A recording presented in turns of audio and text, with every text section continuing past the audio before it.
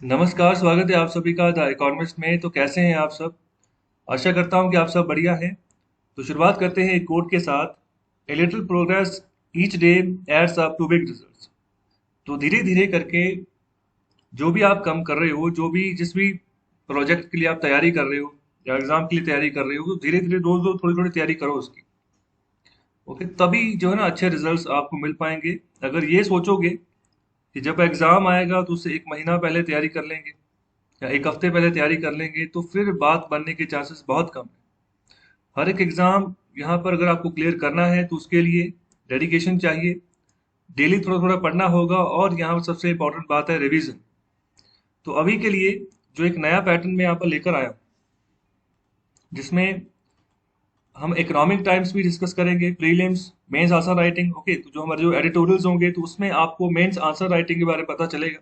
आपको वहां से मेंस के फैक्ट्स मिलेंगे, प्रीलिम्स के फैक्ट्स भी वहां से मिल सकते हैं। तो प्रीलिम फैक्ट्स में अलग से भी डिस्कस कर रहा हूँ कि जो जिसके बारे में प्रीलिम्स में क्वेश्चंस पूछे जा सकते हैं। तो द इकोनॉमिक टाइम्स को पहले अच्छे से निचोड़ेंगे, उसके बाद द हिंदू, और फिर बाद में यहाँ पर PIB, okay, press information bureau. तो इसमें जो इंपॉर्टेंट न्यूज होगी सबको जो ना डेली बेसिस पे हमारा ये यहाँ पर क्राइटेरिया रहने वाला है। और इसमें संडे के संडे हम रखेंगे रिवीजन। ओके, तो रिवीजन मतलब जो वीकली जो भी पढ़ा प्रीलिम्स के बारे में, मेंस के बारे में, तो एक क्विक रिवीजन जो है ना तीनों की हम करेंगे संडे के संडे। तो ये बहुत जरूरी है। तो आपको भी यहाँ पर रिवीजन के ऊपर फोकस करना होगा अगर अच्छे रिजल्ट्स आपने लेने हैं। तो ये है आज का इकोनॉमिक टाइम्स न्यूज़पेपर 26 तारीख का। और ये है आज का एडिटोरियल वाला पेज। कुल मिलाकर यहाँ पर 5 एडिटोरियल्स हैं। तो यहाँ पर सबसे इंपॉर्टेंट वाले जो एडिटोरियल्स हैं उनकी डिस्कशन जो है यहाँ पर करेंगे। ओके, तो यहाँ पर जब सबसे पहले यहाँ पर बात करेंगे, ये जो होम लोन इंश्योरेंस की बात कर रहे हैं, तो इसको, ये इंपॉर्टेंट है, इसको डिस्कस करेंगे। पहले वाले में यहाँ पर वैक्सीन के बारे में बात कर रहे हैं कि कैसे बढ़ाएं, तो उसके बारे में ऑलरेडी बहुत बार डिस्कस हम कर चुके हैं। ओके, कि मतलब किस तरीके से आईपीआर राइट्स को आप खरीद सकते हो, ठीक है, दूसरी कंपनीज को आप लाइसेंस दे सकते हो, अपना इंपोर्ट बढ़ा सकते हो। जैसे अभी भारत सरकार जो बाहर की वैक्सीन है उनको अभी इजाजत नहीं दे रही। ओके, सिर्फ एक ही कंपनी जिसको हम स्पुतनिक 5 कह रहे हैं, जो रशिया की वैक्सीन है, उसको इजाजत मिली हुई है, लेकिन बाकी को अभी नहीं मिल रही जो यूएसए से आ रही है। तो अब इसी तरीके से गवर्नमेंट को सोल्यूशंस बताए गए। और फिर यहाँ पर बात करेंगे हम यहाँ पर स्वच्छ भारत के बारे में। और फिर यहाँ पर जो ट्विटर के ऊपर जो अभी हाल ही में ट्विटर ने कहा था कि मैनिपुलेटेड मीडिया का एक टैग लगाया था बीजेपी के स्पोक्स पर्सन के एक कोट के ऊपर, एक ट्वीट के ऊपर। अभी इसी के ऊपर चर्चा कर रहे हैं, तो इसको भी थोड़ा देखेंगे। ओके, ये वाला एडिटोरियल में हमारे जो फॉरेन मिनिस्टर हैं जयशंकर जी, वो अभी अमेरिका की ट्रिप पे गए हुए हैं। तो जहां पर वो बात कर रहे हैं कि ये कोविड ट्रिप से ज्यादा हो सकता है। तो कोविड ट्रिप कहने का मतलब अभी बहुत सारी जो एड है यूएसए से भी हमें यहाँ पर आ रही है। तो यहाँ पर ऑथर बात कर रहे हैं, ऑथर भी यहाँ पर अमेरिका से ही ज्यादातर ये अपने एडिटोरियल्स लिखती हैं, यहाँ पर पब्लिश होते हैं इस न्यूज़पेपर में। तो वो बता रहे हैं कि इससे ज्यादा हो सकता है। तो मतलब और भी जो रिलेशन हमारे हैं उसके ऊपर भी हम फोकस कर सकते हैं। तो उसको अभी फिलहाल हम नहीं देखेंगे। ओके, तो यहाँ पर जो ये 3 एडिटोरियल्स हैं, तो इनको हम डिस्कस करेंगे। और अगर आपको पीडीएफ चाहिए इस लेक्चर का तो वो आपको अवेलेबल है। उसका जो टेलीग्राम चैनल का जो लिंक है वो डिस्क्रिप्शन बॉक्स में अवेलेबल, वहां पर जाके आप ज्वाइन कर सकते हो। तो वहां पर पीडीएफ अवेलेबल होता है डेली बेसिस पे। और लाइक और शेयर करना जरूर ना भूलें, और शेयर करें ज्यादा से ज्यादा इन लेक्चर्स को। तो पहला प्रीलिम्स फोकस फैक्ट्स। तो अभी देखो भारत सरकार ने नए आईटी रूल्स निकाले थे फरवरी महीने में। तो उसके साथ ऐसा था कि गूगल है, फेसबुक है, जितना भी और सोशल मीडिया का जितना भी भंडार है, जितने भी तरह की ऐप्स चल रही है, तो उनको कहा गया कि जो नए रिवाइज आईटी रूल्स आपको उनके साथ जो है तालमेल बिठा के चलना होगा, उनकी अनुपालना आपको करनी होगी। ओके, तो अभी ये गूगल फेसबुक वाले कह रहे हैं कि हम भी तैयार हैं, हम आपके रूल्स मानने के लिए तैयार है। उसमें ऐसा था, जो फेक न्यूज का कंटेंट आता है उसको काउंटर करना है। तो जैसे व्हाट्सएप जैसी मैसेजिंग ऐप है, तो उसको तो भारत सरकार ने सीधे कहा कि जो आपका ओरिजिनेटर है आप उसको ढूंढो। मतलब कि जैसे व्हाट्सएप पे कोई ग्रुप बना, ग्रुप में कोई इन्फॉर्मेशन चली गई, ठीक है, तो उसी को बाद में फॉरवर्ड कर दिया जाता है किन्हीं और ग्रुप्स में। तो ये चीज ऑथेंटिकेशन इसकी नहीं होती है कि जो मैसेज था क्या वो सही था, क्या वो फेक तो नहीं था। तो अभी भारत सरकार ने व्हाट्सएप को कहा था कि आप ओरिजिनेटर ढूंढे। ओरिजिनेटर मतलब कि शुरुआत किसने की थी। ओके, तो अभी व्हाट्सएप ने भी बाद में दलीलें दी कि ये बहुत टफ होगा, इससे प्राइवेसी जो है वो खराब हो जाएगी, जो एंड टू एंड एनक्रिप्शन होती है हमारी वो टूट जाएगी। तो अगर थर्ड पार्टी कोई भी इंटरवीन करेगी कि दो बंदों में अगर मैसेजेस हो रहे हैं तो क्या हो रहे हैं। ओके, तो यहाँ पर सरकार ने सीधे सीधे कह दिया कि हमें प्राइवेसी को नुकसान नहीं पहुंचाना, इसके रिगार्डिंग जैसे भी करके करो, ये आपकी आपकी जिम्मेदारी है। तो अभी ये कह रही हैं, एक तरीके से इंटरमीडिएट्स के तौर पर काम करती है, हमारे सामने जितनी भी सोशल मीडिया के ऐप्स हैं, हमारे सामने प्रोजेक्ट करती हैं जो भी इश्यूज चल रहे होते हैं आसपास हमारे।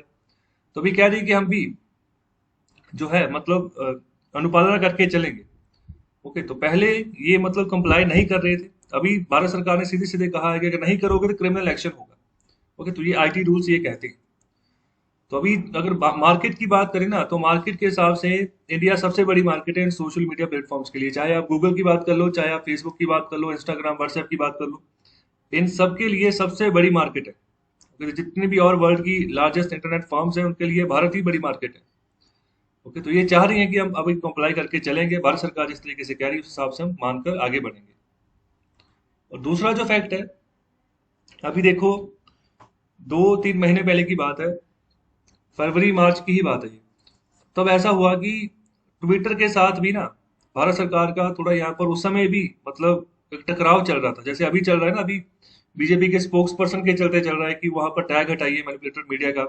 लेकिन उस समय भी चल रहा था, उस समय इसलिए था कि जो फार्मर प्रोटेस्ट चल रहे थे, तो उस समय ऐसा हुआ कि काफी सारी टूल किट्स उस समय भी चल रही थी, मतलब कुछ यहाँ पर टैगलाइन चल रही थी ट्विटर के ऊपर कि जेनोसाइड हो सकता है, वहां पर जेनोसाइड हुआ है जहां पर फार्मर प्रोटेस्ट हो रहे हैं। तो ये कुछ गलत न्यूज चल रही थी, तो उस समय यहाँ पर बहुत सारे ट्विटर हैंडल्स थे जिनकी एक रिपोर्ट बनाकर भारत सरकार ने ट्विटर को दी कि इन सब के ऊपर एक्शन लो और इन अकाउंट्स को डिलीट करो। ट्विटर तब नहीं माना। ओके, तो दूसरी बार भी सरकार ने दोबारा इंटीमेशन भेजा, तो फिर उस समय चेतावनी भी दे दी कि हम एक्शन ले सकते हैं ट्विटर के खिलाफ, अगर आप यहाँ पर जिस तरीके से भारत सरकार कह रही नहीं मानते हो तो यहाँ पर जो गलत चीजें हैं उसको आप डिलीट कीजिए। ओके, तो बाद में धीरे धीरे करके ट्विटर ने उनको डिलीट करना शुरू किया, और उस समय एक ऐसा माहौल बन गया कि ट्विटर का राइवल खड़ा होना शुरू हो गया। ओके, तो हालांकि पहले से ये ऐप एग्जिस्ट करती थी, लेकिन उस समय कुछ ज्यादा यहाँ पर यूजर्स उसके बनने शुरू हो गए, जब ये माहौल बनना शुरू हो गया कि ट्विटर को बैन किया जा सकता है भारत में। ओके, तो अभी भी सिचुएशन कुछ ऐसी ऐसी ही बनती जा रही है, जैसे अभी जो मैनिपुलेटेड मीडिया का टैग लगा हुआ है, जो उन्होंने यहाँ पर हाईलाइट किया है ट्विटर वालों ने, इसके रिगार्डिंग आज आर्टिकल भी है, उसको डिस्कस करेंगे अच्छे से। तो अभी जो कू ऐप है ना, तो कू ऐप एक तरीके से राइवल खड़ा हो रहा है, तो ये हमारा ही एक माइक्रो ब्लॉगिंग प्लेटफॉर्म है, भारत का ही होम ग्राउंड है। ओके, तो अभी ये एक तरीके से इंडियन अल्टरनेटिव के तौर पर खड़ा हो रहा है ट्विटर के खिलाफ। तो इसने अभी 30 मिलियन US डॉलर जो है नए इन्वेस्टर से अभी रेज किए हैं। तो अभी जो इसकी वैल्यूएशन है तो 5 गुना बढ़ चुकी है, तो 100 मिलियन जो है ना डॉलर के आसपास ये अभी पहुंच चुका है। और आगे यहाँ पर बात कर रहे हैं कि जो ट्विटर है यहाँ पर ये भी जो है यूएस बेस्ड है, यूएस से ही यहाँ पर ये ऑपरेट होता है, जो भी आपका डाटा चढ़ता है ट्विटर के ऊपर, चाहे आप कोई ट्वीट कर रहे हो तो वो सारा का सारा डाटा यहाँ पर जो अमेरिका है वहीं पर सेव होता है, चाहे आप फेसबुक चलाओ चाहे इंस्टाग्राम कुछ भी चलाओ, अगर यूएस की ऐप है तो सारा डाटा यूएस में सेव होगा। ठीक है, तो अभी वही बात कर रहे हैं कि ट्विटर अभी गवर्नमेंट के द्वारा भी यहाँ पर पड़ताल जो है चल रही है, बहुत सारी यहाँ पर नॉन कंप्लायंस की इश्यूज हैं, जो कि नए आईटी रूल्स के तहत ट्विटर उनकी अवमानना नहीं कर रहा, जैसे मैंने अभी आपको पूरी डिटेल बताई। तो ये सब चीजें हैं जिसके चलते इसको बढ़ोतरी मिल रही है। तो ये इसको भी कौन यहाँ पर जो है बैक कर रहा है, तो उसकी बात कर रहे हैं कि न्यूयॉर्क बेस्ड एक इन्वेस्टमेंट फर्म टाइगर ग्लोबल। तो ये टाइगर ग्लोबल एक ऐसी संस्था है जिसने बहुत सारे नए स्टार्टअप्स को पहचान दिलाने में मतलब अहम भूमिका निभाई है। ओके, तो अभी एक तरीके से यही जो है लीडिंग तौर पर ये फाइनेंस जो है इनको कर रहा है। इसके अलावा और भी यहाँ पर जो है IIFL venture capital fund, south Korea Mirae asset management, तो यहाँ पर ये सभी और भी इन्वेस्टर्स हैं जो इसमें इन्वेस्ट कर रहे हैं। और इसके यहाँ पर को फाउंडर है अपर मियां राधा कृष्ण। ओके, तो अभी देखो ये मंथली डाउनलोड्स हैं, कि ये अप्रैल 2021 का है, और ये जो डार्क में है ये फरवरी 2021 का। तो ये ट्विटर का देख लो और ये कू का देख लो। ओके, तो यहाँ पर अप्रैल में, ये फरवरी का देखिए। ओके, तो फरवरी का यहाँ पर जो है 2.2 मिलियन के आसपास यहाँ पर डाउनलोड दिखा रहा है, और अगर बात करें अप्रैल की तो ये 1.9 मिलियन है। ओके, तो अभी अप्रैल में मतलब इनका थोड़ा कम हुआ है पिछले के मुकाबले। अगर कू ऐप की बात करें तो ये फरवरी में 2.7 मिलियन दिखा रहा था, और अभी अप्रैल में ये 1.7 मिलियन दिखा रहा है। तो वही बात जो मैंने फरवरी महीने वाली बताई थी कि वो जो कंट्रोवर्सी उस समय चली थी, तो एक समय ऐसा बना कि कू ऐप की डाउनलोड्स काफी बढ़ गई। तो फरवरी में इन्होंने राइज किया, लेकिन अभी अप्रैल में थोड़ा सा ये और कम हो गया। ओके, तो अभी उतार चढ़ाव अभी इसका चल रहा है। तो अभी जैसे अभी टेंशन वाली सिचुएशन है, तो अभी हो सकता है दोबारा फिर ये राइज कर जाए, मई वाला जो डाटा आएगा। ओके, तो ये आपस में टक्कर थोड़ी बनती हुई नजर आ रही है। आगे यहाँ पर बात करें हैं ट्विटर के टिप जार। ओके, तो ये इस तरीके से एक नया यहाँ पर प्लेटफॉर्म लाएंगे जिस तरीके से मतलब कि आप पेमेंट कर सकते हो। जैसे आप बाकी ऐप्स को यूज करते हो तो उससे आप पेमेंट करते हो। तो यहाँ पर बात करें कि एक रेजर पे नाम से यहाँ पर एक ऐप है जिसको यूज करके इसके वाया जो है आप पेमेंट कर सकते हो। तो अभी काम इसके ऊपर चल रहा है पायलट फेज के ऊपर। तो यहाँ पर कुछ अलग अलग अदारे हैं जहां पर आप पेमेंट कर सकते हैं। जैसे यहाँ पर जो नॉन गवर्नमेंट ऑर्गेनाइजेशन है, फ्रीलांसर्स है। फ्रीलांसर्स कहने का मतलब अगर कोई बंदा अपने दम पर कोई सेल्फ एम्प्लॉयड है, ओके, अगर यहाँ पर किसी कंपनी के तहत भी काम कर रहा है लेकिन वो वहां पर एज ए उसके साथ कॉन्ट्रैक्ट है, ओके, तो यहाँ पर काम उसका अपना ही है। ओके, तो ऐसे फ्रीलांसर्स जो मतलब सेल्फ एम्प्लॉय होके जो है अपना कारोबार चलाते हैं। इन्फ्लुएंसर्स मतलब कि जो ऐसे लोग जो किसी का डिसीजन बदल सकते हैं, मतलब कि इतनी नॉलेज है किसी टॉपिक के बारे में, किसी रिसर्च फील्ड के बारे में कि अगर थोड़ा सा भी अगर वो बोल दें तो यहाँ पर पासा पलट सकते हैं। इन्फ्लुएंसर मतलब अच्छा खासा इन्फ्लुएंस रखते हैं। तो ये कोई कंपनी का कॉर्पोरेट का चेयरमैन हो सकता है या फिर कोई भी ऐसा नॉलेजेबल पर्सन जो डिसीजन को बदल सकता है इन्फ्लुएंस करके। तो ऐसे कोई भी इन्फ्लुएंसर्स हो गए। कंटेंट क्रिएटर जो नया कंटेंट बनाते हैं आपके सामने पेश करते हैं। ओके, उसके अलावा जर्नलिस्ट हो गए, न्यू मीडिया प्रोफेशनल्स हो गए, जो भी वॉलंटियर्स जो काम करते हैं अलग अलग ऑर्गेनाइजेशंस में। ओके, तो कोई भी एक्टिविस्ट, ओके, जो यहाँ पर फंड जुटाने के लिए यहाँ पर जो है मदद कर रहा है या कोशिश कर रहा है, तो ये सब बंदों को यहाँ पर जो है इन्हीं को अभी पेमेंट जो है अभी की जा सकती है। ये जो नया यहाँ पर ट्विटर का जो इनिशिएटिव है उसके तहत ट्विटर में allow users to make payments via its app. तो यहाँ पर इसकी ऐप के थ्रू ही होगा। तो ये जिन भी ऑर्गेनाइजेशन की मैंने बात की है तो यहाँ इन्हीं को अभी पर्टिकुलर ये करेंगे। ओके, तो अभी जल्दी ही जो है इसको अभी लॉन्च कर दिया जाएगा। तो टिप जार फीचर इसको कहा जा रहा है। ओके, तो अभी भारत में इसकी टेस्टिंग चल रही है। तो ये सारा का सारा सिनेरियो मैंने आपके सामने रख दिया है। और अभी बात करते हैं दुनिया के सबसे अमीर आदमी की। तो पहले अभी अमेजोन के जो सीईओ जो चेयरमैन है, सॉरी, जेफ बेजोस, तो वही रहे हैं पहले नंबर पर। तो अभी इन्होंने उनको पछाड़ा है और जिसके चलते अभी ये पहले नंबर पर आ चुके हैं। मतलब कि ये पहले जो है रिचेस्ट मैन अभी बन चुके हैं। तो अभी जो फर्क है ना वो कुछ इतना ज्यादा फर्क नहीं है कि इनकी जो वैल्यूएशन हुई है, लेकिन फिर भी ये इनके आंकड़े ज्यादा हो गए तो अभी ये पहले नंबर पर हो चुके हैं। तो ये यहाँ पर लीड करते हैं फैशन लग्जरी गुड्स कंपनी को जिसका नाम है लुइस वेटन मोइट हेनेसी। तो ये मतलब LVMH करके ये इनकी कंपनी का नाम है। और इनका खुद का नाम है बर्नार्ड अर्नौट। ओके, तो अभी इनको उन्होंने डी थ्रोन कर दिया है अमेजोन के फाउंडर जेफ बेजोस को। पहले नंबर पर, पहले नंबर का ताज पहले उनके पास था, अभी वो दूसरे नंबर पर आ चुके हैं। तो ये कहा जा रहा है जो फोर्ब्स नाम का जो यहाँ पर मैगजीन है उसके द्वारा ये बात कही जा रही है। तो अभी इनकी जो कुल संपत्ति है वो 186.4 बिलियन US डॉलर की हो चुकी है। दूसरी ओर जो जेफ बेजोस है वो भी, उनकी भी 186 बिलियन US डॉलर की है। तो यहाँ पर सिर्फ कुछ मिलियंस का फर्क है, 400-500 मिलियंस का फर्क है, जिसके चलते ये पहले नंबर पर हो चुके हैं। ओके, तो एलॉन मस्क भी इनके आसपास ही अभी घूम रहे हैं। ओके, तो एलॉन मस्क अभी तीसरे पोजीशन पर है। तो अभी बात करें कि 2021 में ही इन्होंने यहाँ पर 47 बिलियन डॉलर की यहाँ पर जो जायदाद है अभी अपनी संपत्ति में ऐड की है। तो इसके चलते ही 3.2 बिलियन की यहाँ पर बात करें कि इन्होंने यहाँ पर स्पेंड किया था 2019 में लग्जरी हॉस्पिटैलिटी ग्रुप में। ओके, जिसका नाम यहाँ पर बेलमॉन्ट करके है। तो यहाँ पर 46 होटल्स की चेन्स ये चलाते हैं। इसके अलावा ट्रेन की बात करें, रिवर क्रूजेस की जो है तो जो नदी के किनारे चलाए जाते हैं तो ये भी ये चलाते हैं। तो यहाँ पर इनका जन्म हुआ था मार्च 1949 को, रोबैक्स फ्रांस। तो इंजीनियरिंग यहाँ पर उन्होंने इंजीनियरिंग की पढ़ाई की हुई है। तो यहाँ पर एक पॉलिटेक्निक स्कूल है फ्रांस का, वहां से। और इनके जो फादर थे यहाँ पर कंस्ट्रक्शन बिजनेस में वो काम करते थे, तो वहां पर थोड़ा बहुत पैसा इन्होंने जुटाया था। उसके बाद सारा का सारा इन्होंने ही लीड किया है। और अभी बात करते हैं जो हमारा CBI है, सेंट्रल ब्यूरो ऑफ इन्वेस्टिगेशन, उनके नए चीफ के बारे में। तो नए चीफ के तौर पर चुना गया है सुबोध कुमार जायसवाल को। तो नाम याद रखें, इनको अभी डायरेक्टर जो है CBI का बना दिया गया है। इसको चीफ भी कह सकते हैं, डायरेक्टर भी कह सकते हैं। तो ये 1985 महाराष्ट्र कैडर IPS ऑफिसर हैं। ओके, तो जो कि जिन्होंने महाराष्ट्र में ही एज ए DGP अपनी सेवा निभाई है। और मुंबई पुलिस के ये चीफ रहे हैं 2018 से लेकर 2019 तक। ओके, तो जब भी यहाँ पर चीफ की बात करें, जो डायरेक्टर जनरल ऑफ पुलिस की बात करें, तो मतलब उस राज्य में पूरी पुलिस को ये कंट्रोल करके चल रहे हैं। तो अभी इनके ऊपर जो है CM है। ओके, तो अभी इसके बाद बात कर रहे हैं कि अभी वो प्रेजेंट टाइम पे डायरेक्टर जनरल हैं किसके, CISF के, सेंट्रल इंडस्ट्रियल सिक्योरिटी फोर्सेस। तो ये देखो, ये स्पेशल फोर्सेस बनाई है भारत सरकार ने, अलग अलग तरीके की हैं। तो हर एक का अलग अलग काम है। तो यहाँ पर अगर सेंट्रल इंडस्ट्रियल सिक्योरिटी फोर्स की बात करें तो ये इंडस्ट्रियल एरिया में ज़्यादातर तैनात की जाते हैं, जो भारत के पीएसयूज हैं या फिर जो एयरपोर्ट्स हैं। तो वहाँ पर एयरपोर्ट्स में जो भी आपको इस खाकी वर्दी में नजर आएंगे तो साइड में सीआईएसएफ लिखा होगा। ओके, तो मतलब अलग अलग हमने बॉडीज बनाई हैं अलग अलग काम के लिए। तो ये इंडस्ट्रियल पर्पज के लिए सीआईएसएफ काम करती है।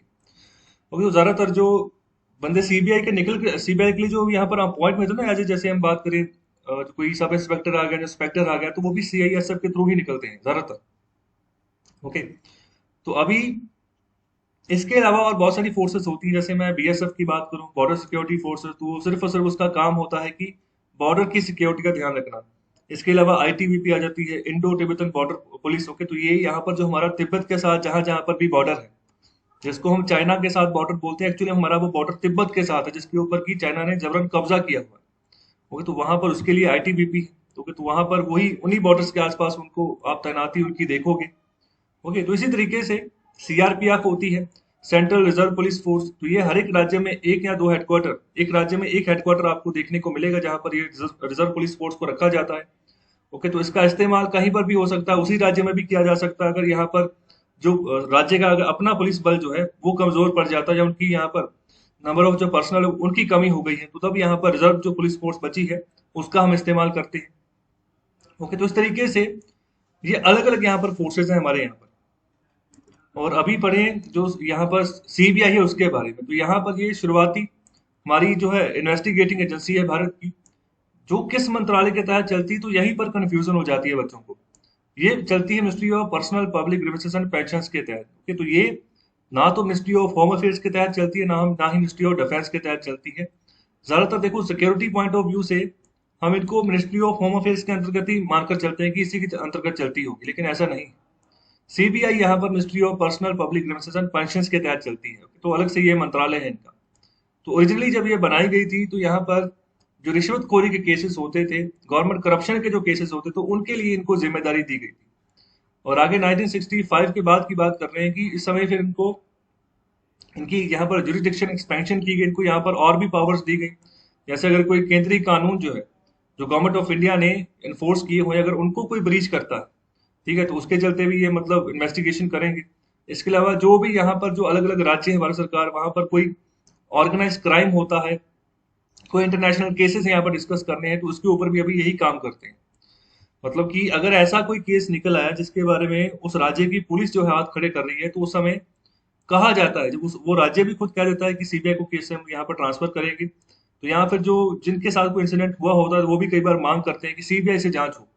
तो सीबीआई से ज्यादातर मतलब आशाएं ज्यादा रखी जाती हैं, क्योंकि जो राज्य की पुलिस होती है ना, उसमें करप्शन के चांसेस रहते हैं कि अगर ऐसा इंसिडेंस निकल कर आ चुका है जिसके पास पैसा है ना, तो वो बच जाएगा, और यहाँ पर जिसके पास पैसा नहीं है, जो पीड़ित है, उसको जो है न्याय नहीं मिलेगा।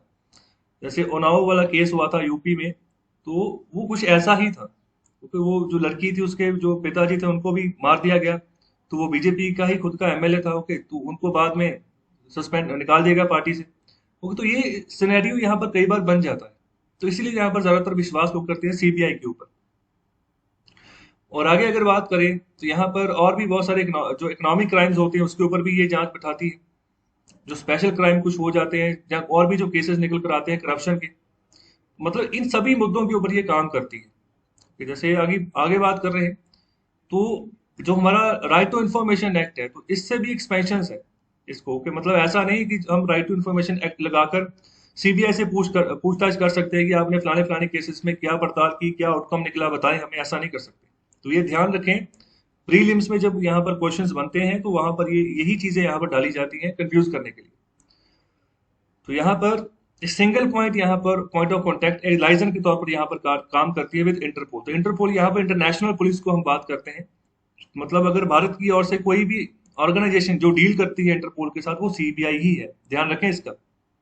ओके, तो इंटरपोल को कांटेक्ट तब किया जाता है कोई भी क्रिमिनल ऐसा हो जो कि हमारे देश का यहाँ पर भगौड़ा है, लेकिन बाहर किसी दूसरे तीसरे देश में यहाँ पर वहां पर रह रहा है, तो वहां पर इंटरपोल को फिर ड्यूटी लगाई जाती है कि आप उसको ढूंढिए। इंटरपोल के ऊपर मैं अलग से यहाँ पर आपको लेक्चर दूंगा, जिसकी भी पूरी डिटेल होती है, जिसके बारे में अलग अलग यहाँ पर कलर कार्ड्स होते हैं, जिसके बारे में आपको पता होना चाहिए।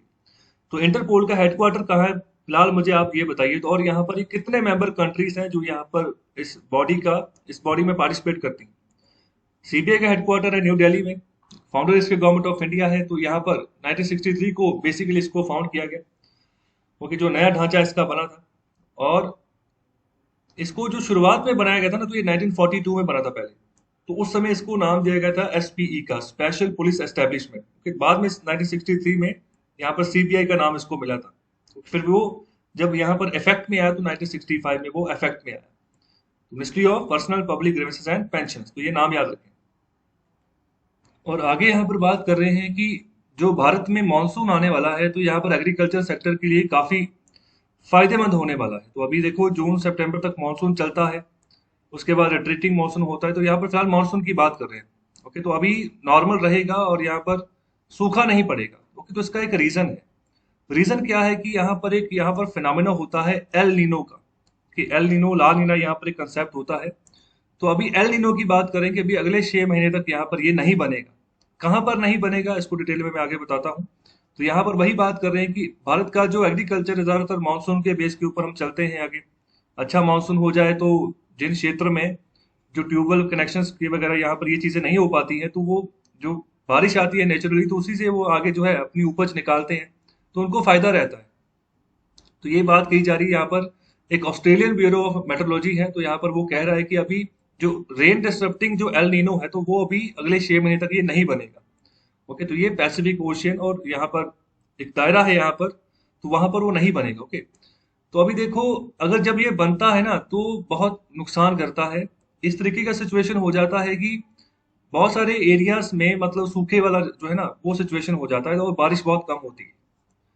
तो मेट्रोलॉजिस्ट जो है, तो वो यहाँ पर प्रोबेबिलिटी लगा रहे हैं कि यहाँ पर कम अगर होगा भी, तो यहाँ पर बहुत बहुत कम यहाँ पर इसका जो है इम्पैक्ट देखने को मिलेगा। तो ये अच्छी मानसून के लिए यहाँ पर निशानी है। जून सितंबर तक हमारा जो मानसून आएगा, अगर वो नॉर्मल रहता है, तो जो हमारे फार्मर स्ट्रगल कर रहे हैं, जिनको यहाँ पर सप्लाई डिस्ट्रप्शन हो रही है इस सेकंड वेव के चलते, जो जो चीजें उनको चाहिए तो वो उनको नहीं मिल पा रही है, तो उसको मतलब उनके थोड़ा बहुत उनको यहाँ पर फायदा अच्छे यहाँ पर जो मानसून के तहत मिल सकता है। तो वो अच्छा जो है गुड समर जो है सॉन हार्वेस्ट उनको मिल सकता है आने वाले समय में। तो इसी के चलते देखो रूरल डिमांड जो है गुड्स की वो बढ़ेगी। तो अगर बात करें टू व्हीलर्स की, गोल्ड की, कंज्यूमर गुड्स, कार्स, ट्रैक्टर, सब चीजों की बढ़ेगी। जब आम फार्मर्स के हाथों में पैसा आएगा, जब उनकी फसल अच्छी होगी, तो ये सब चीजों की डिमांड ऑटोमेटिकली बननी शुरू हो जाती है। जो भी फार्मिंग के रिलेटेड जो भी चीजें उनको चाहिए होती है, तो वो चीज वो परचेज कर पाते हैं बाद में। ओके, तो अभी एक प्राइवेट फोरकास्टर जिसका नाम है स्काईमेट। ओके, तो यहाँ पर बात करें 6 मोस्ट प्रोमिनेंट ड्राउट्स। ओके, तो जो सूखाग्रस्त मतलब सूखा पड़ा है भारत में, तो अभी 6 जो प्रोमिनेंट हुए हैं, तो यहाँ पर 1871 से बात कर रहे हैं। ओके, तो 1871 से लेके 2002 में भी आया, 2009 में भी आया। ओके, तो ये ज्यादातर किसके चलते आए थे? एल नीनो के चलते। क्योंकि जितने भी सूखे आज तक भारत में पड़े हैं। और इसके अलावा आगे बात करें कि 1997 में एक स्ट्रॉन्ग एल नीनो यहाँ पर आया था, but did not cause A drought but about additional rainfall.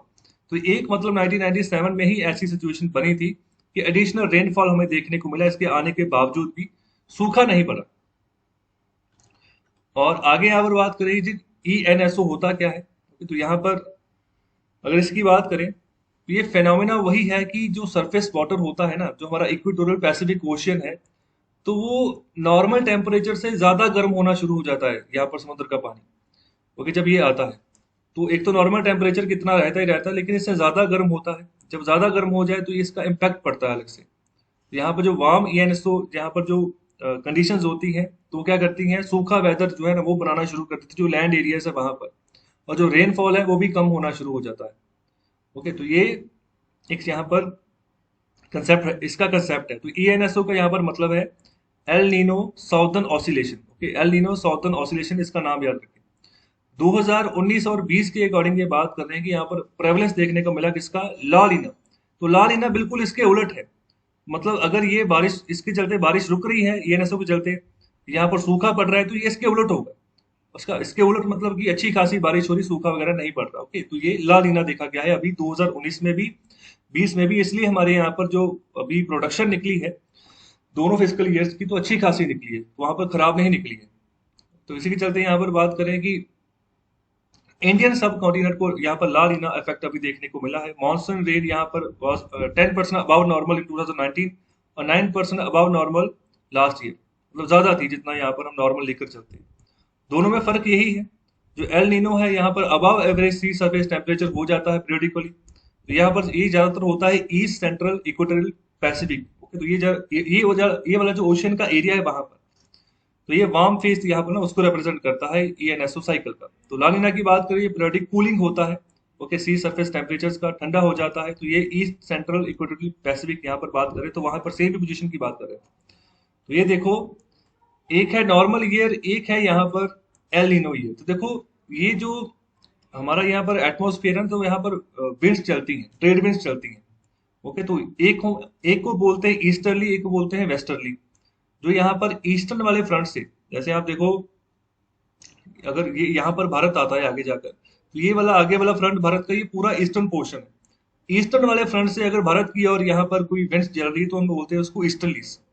Okay, तो अगर यहाँ पर भारत की ओर से इस अमेरिका वाली और जो अगर कोई जापान वाली और कोई विंड चल रही है, हम उसको बोलते हैं वेस्टर्लीज, मतलब पश्चिम से आ रही है वो। ओके, तो ये देखो, ये जब नॉर्मल ईयर है तब यहाँ पर ईस्टर्लीज चल रही है। ओके, तो यहाँ पर जो है गर्म हवा जो है वो इस ओर आ रही है, जो यहाँ पर जो वार्म टेम्परेचर भी है पानी का, ठीक है, वो आगे बढ़ता जा रहा है। यहाँ पर ये वाला जो पैसिफिक ओशियन का जो यहाँ पर साइड टच हो रहा है ऑस्ट्रेलिया के साथ, यहाँ पर इस एरिया में ये सारा का सारा पैसिफिक ओशियन है। इंडियन ओशियन इस साइड आएगा। ओके, थोड़ा सा ध्यान रखें। तो जब यहाँ पर ये नॉर्मल ईयर में इस तरीके से चलता है तो यहाँ पर ये वाला जो साउथ अमेरिका जो अमेरिका का जो एक कॉस्ट होता है ये ठंडा होता है, ये वाला इलाका ठंडा हो जाता है। तो इस तरीके से यहाँ पर सिचुएशन होती, तो ये अगर सिचुएशन रहे तो हमारे यहाँ पर नॉर्मल रेनफॉल होता है, तो मतलब कोई भी इफेक्ट नहीं पड़ता है। एल निनो वाले ईयर में क्या होता है, जो ईस्टर्ली विंड्स यहाँ पर आ रही होती है, ओके, तो वो कमजोर पड़ जाती हैं, वेस्टर्ली विंड जो है वो स्ट्रांग हो जाती है। ओके, अब इधर की ओर जाना शुरू हो गई है। तो यहाँ पर इस वाली साइड अभी थोड़ा सा टेम्परेचर कम हो जाएगा, लेकिन आगे जितना जाता जाएगा उस हिसाब से ये वाली साइड में टेम्परेचर जो है वो पानी का राइज होता जाएगा। तो ये विंड्स का भी यहाँ पर बहुत इम्पैक्ट होता है। जिस तरीके से विंड्स लेकर चलती है पानी को, वही प्रभाव पानी के ऊपर पड़ता है। और जब यहाँ पर ये एल नीनो होता है तो उसके चलते इम्पैक्ट पड़ता है इंडिया के ऊपर भी और दुनिया के बाकी एरियाज के ऊपर भी। तो उसके बारे में मैं आपको बताता हूँ मैं। तो ये देख लीजिए, ये ला नीना हो गया, तो ये एल नीनो। एल नीनो मतलब कि ये वाला जो अमेरिका, साउथ अमेरिका की जो कोस्ट है वहां पर गर्म पानी ज्यादा रहेगा, इधर वाला साइड थोड़ा ठंडा हो जाएगा। ला नीना में यहाँ पर इस साइड यहाँ पर जो है थोड़ा गर्म हो जाएगा और अमेरिका वाली, साउथ अमेरिका वाली साइड थोड़ा ठंडा रहेगा। क्योंकि ला नीना यहाँ पर भारत के लिए अच्छा है, एल नीनो अच्छा नहीं है। तो ये देखिए, ये पूरी दुनिया का यहाँ पर सिनेरियो दिखा दिया इसके चलते। तो यहाँ पर देखो, ये भारत तो पूरा का पूरा, जब भी एल नीनो आता है तो रेनफॉल यहाँ पर कम हो जाता है। तो दो ही चीजें यहाँ पर दिखाई हुई, एक तो ड्राई है, एक वेट है। वेट मतलब थोड़ी बहुत रेनफॉल हो रही है, और ड्राई मतलब सूखाग्रस्त इलाका हो गया, या फिर रेनफॉल नॉर्मल से बहुत कम हो रही है। तो ये दो सिचुएशंस होती हैं। तो भारत में ऐसा तो होता नहीं कि किसी साल जो है मानसून की रेनफॉल नहीं है, रेनफॉल तो आती है लेकिन कम होती है। अगर यहाँ पर एल नीनो वाला अगर ऐसा जो है साउदर्न ऑसिलेशन यहाँ पर पैसिफिक ओशन में देखने को मिलता है। ओके, तो ये देखिए भारत वाली साइड, ये जून टू सितंबर की बात करें जब भारत में अच्छा खासा मानसून रहता है। ओके, तो भारत के अलग अलग यहाँ पर राज्य हैं जहाँ पर अलग अलग तारीख को मानसून पहुंचता है। शुरुआत यहाँ पर केरल वाली साइड से हो जाती है, महाराष्ट्र वाली साइड से हो जाती है। तो अभी ये सारा का सारा रीजन ड्राई रहता है, ज्यादातर सूखाग्रस्त हो जाता है, और यहाँ पर साउथ साउथ इंडिया ही है जहाँ जहाँ पर थोड़ी बहुत ज्यादा बारिश होती है। तो ये देखो, यहाँ पर भी जो ज्यादातर बारिश देखने को मिलेगी ना, वो रिट्रीटिंग मानसून के तहत होगी।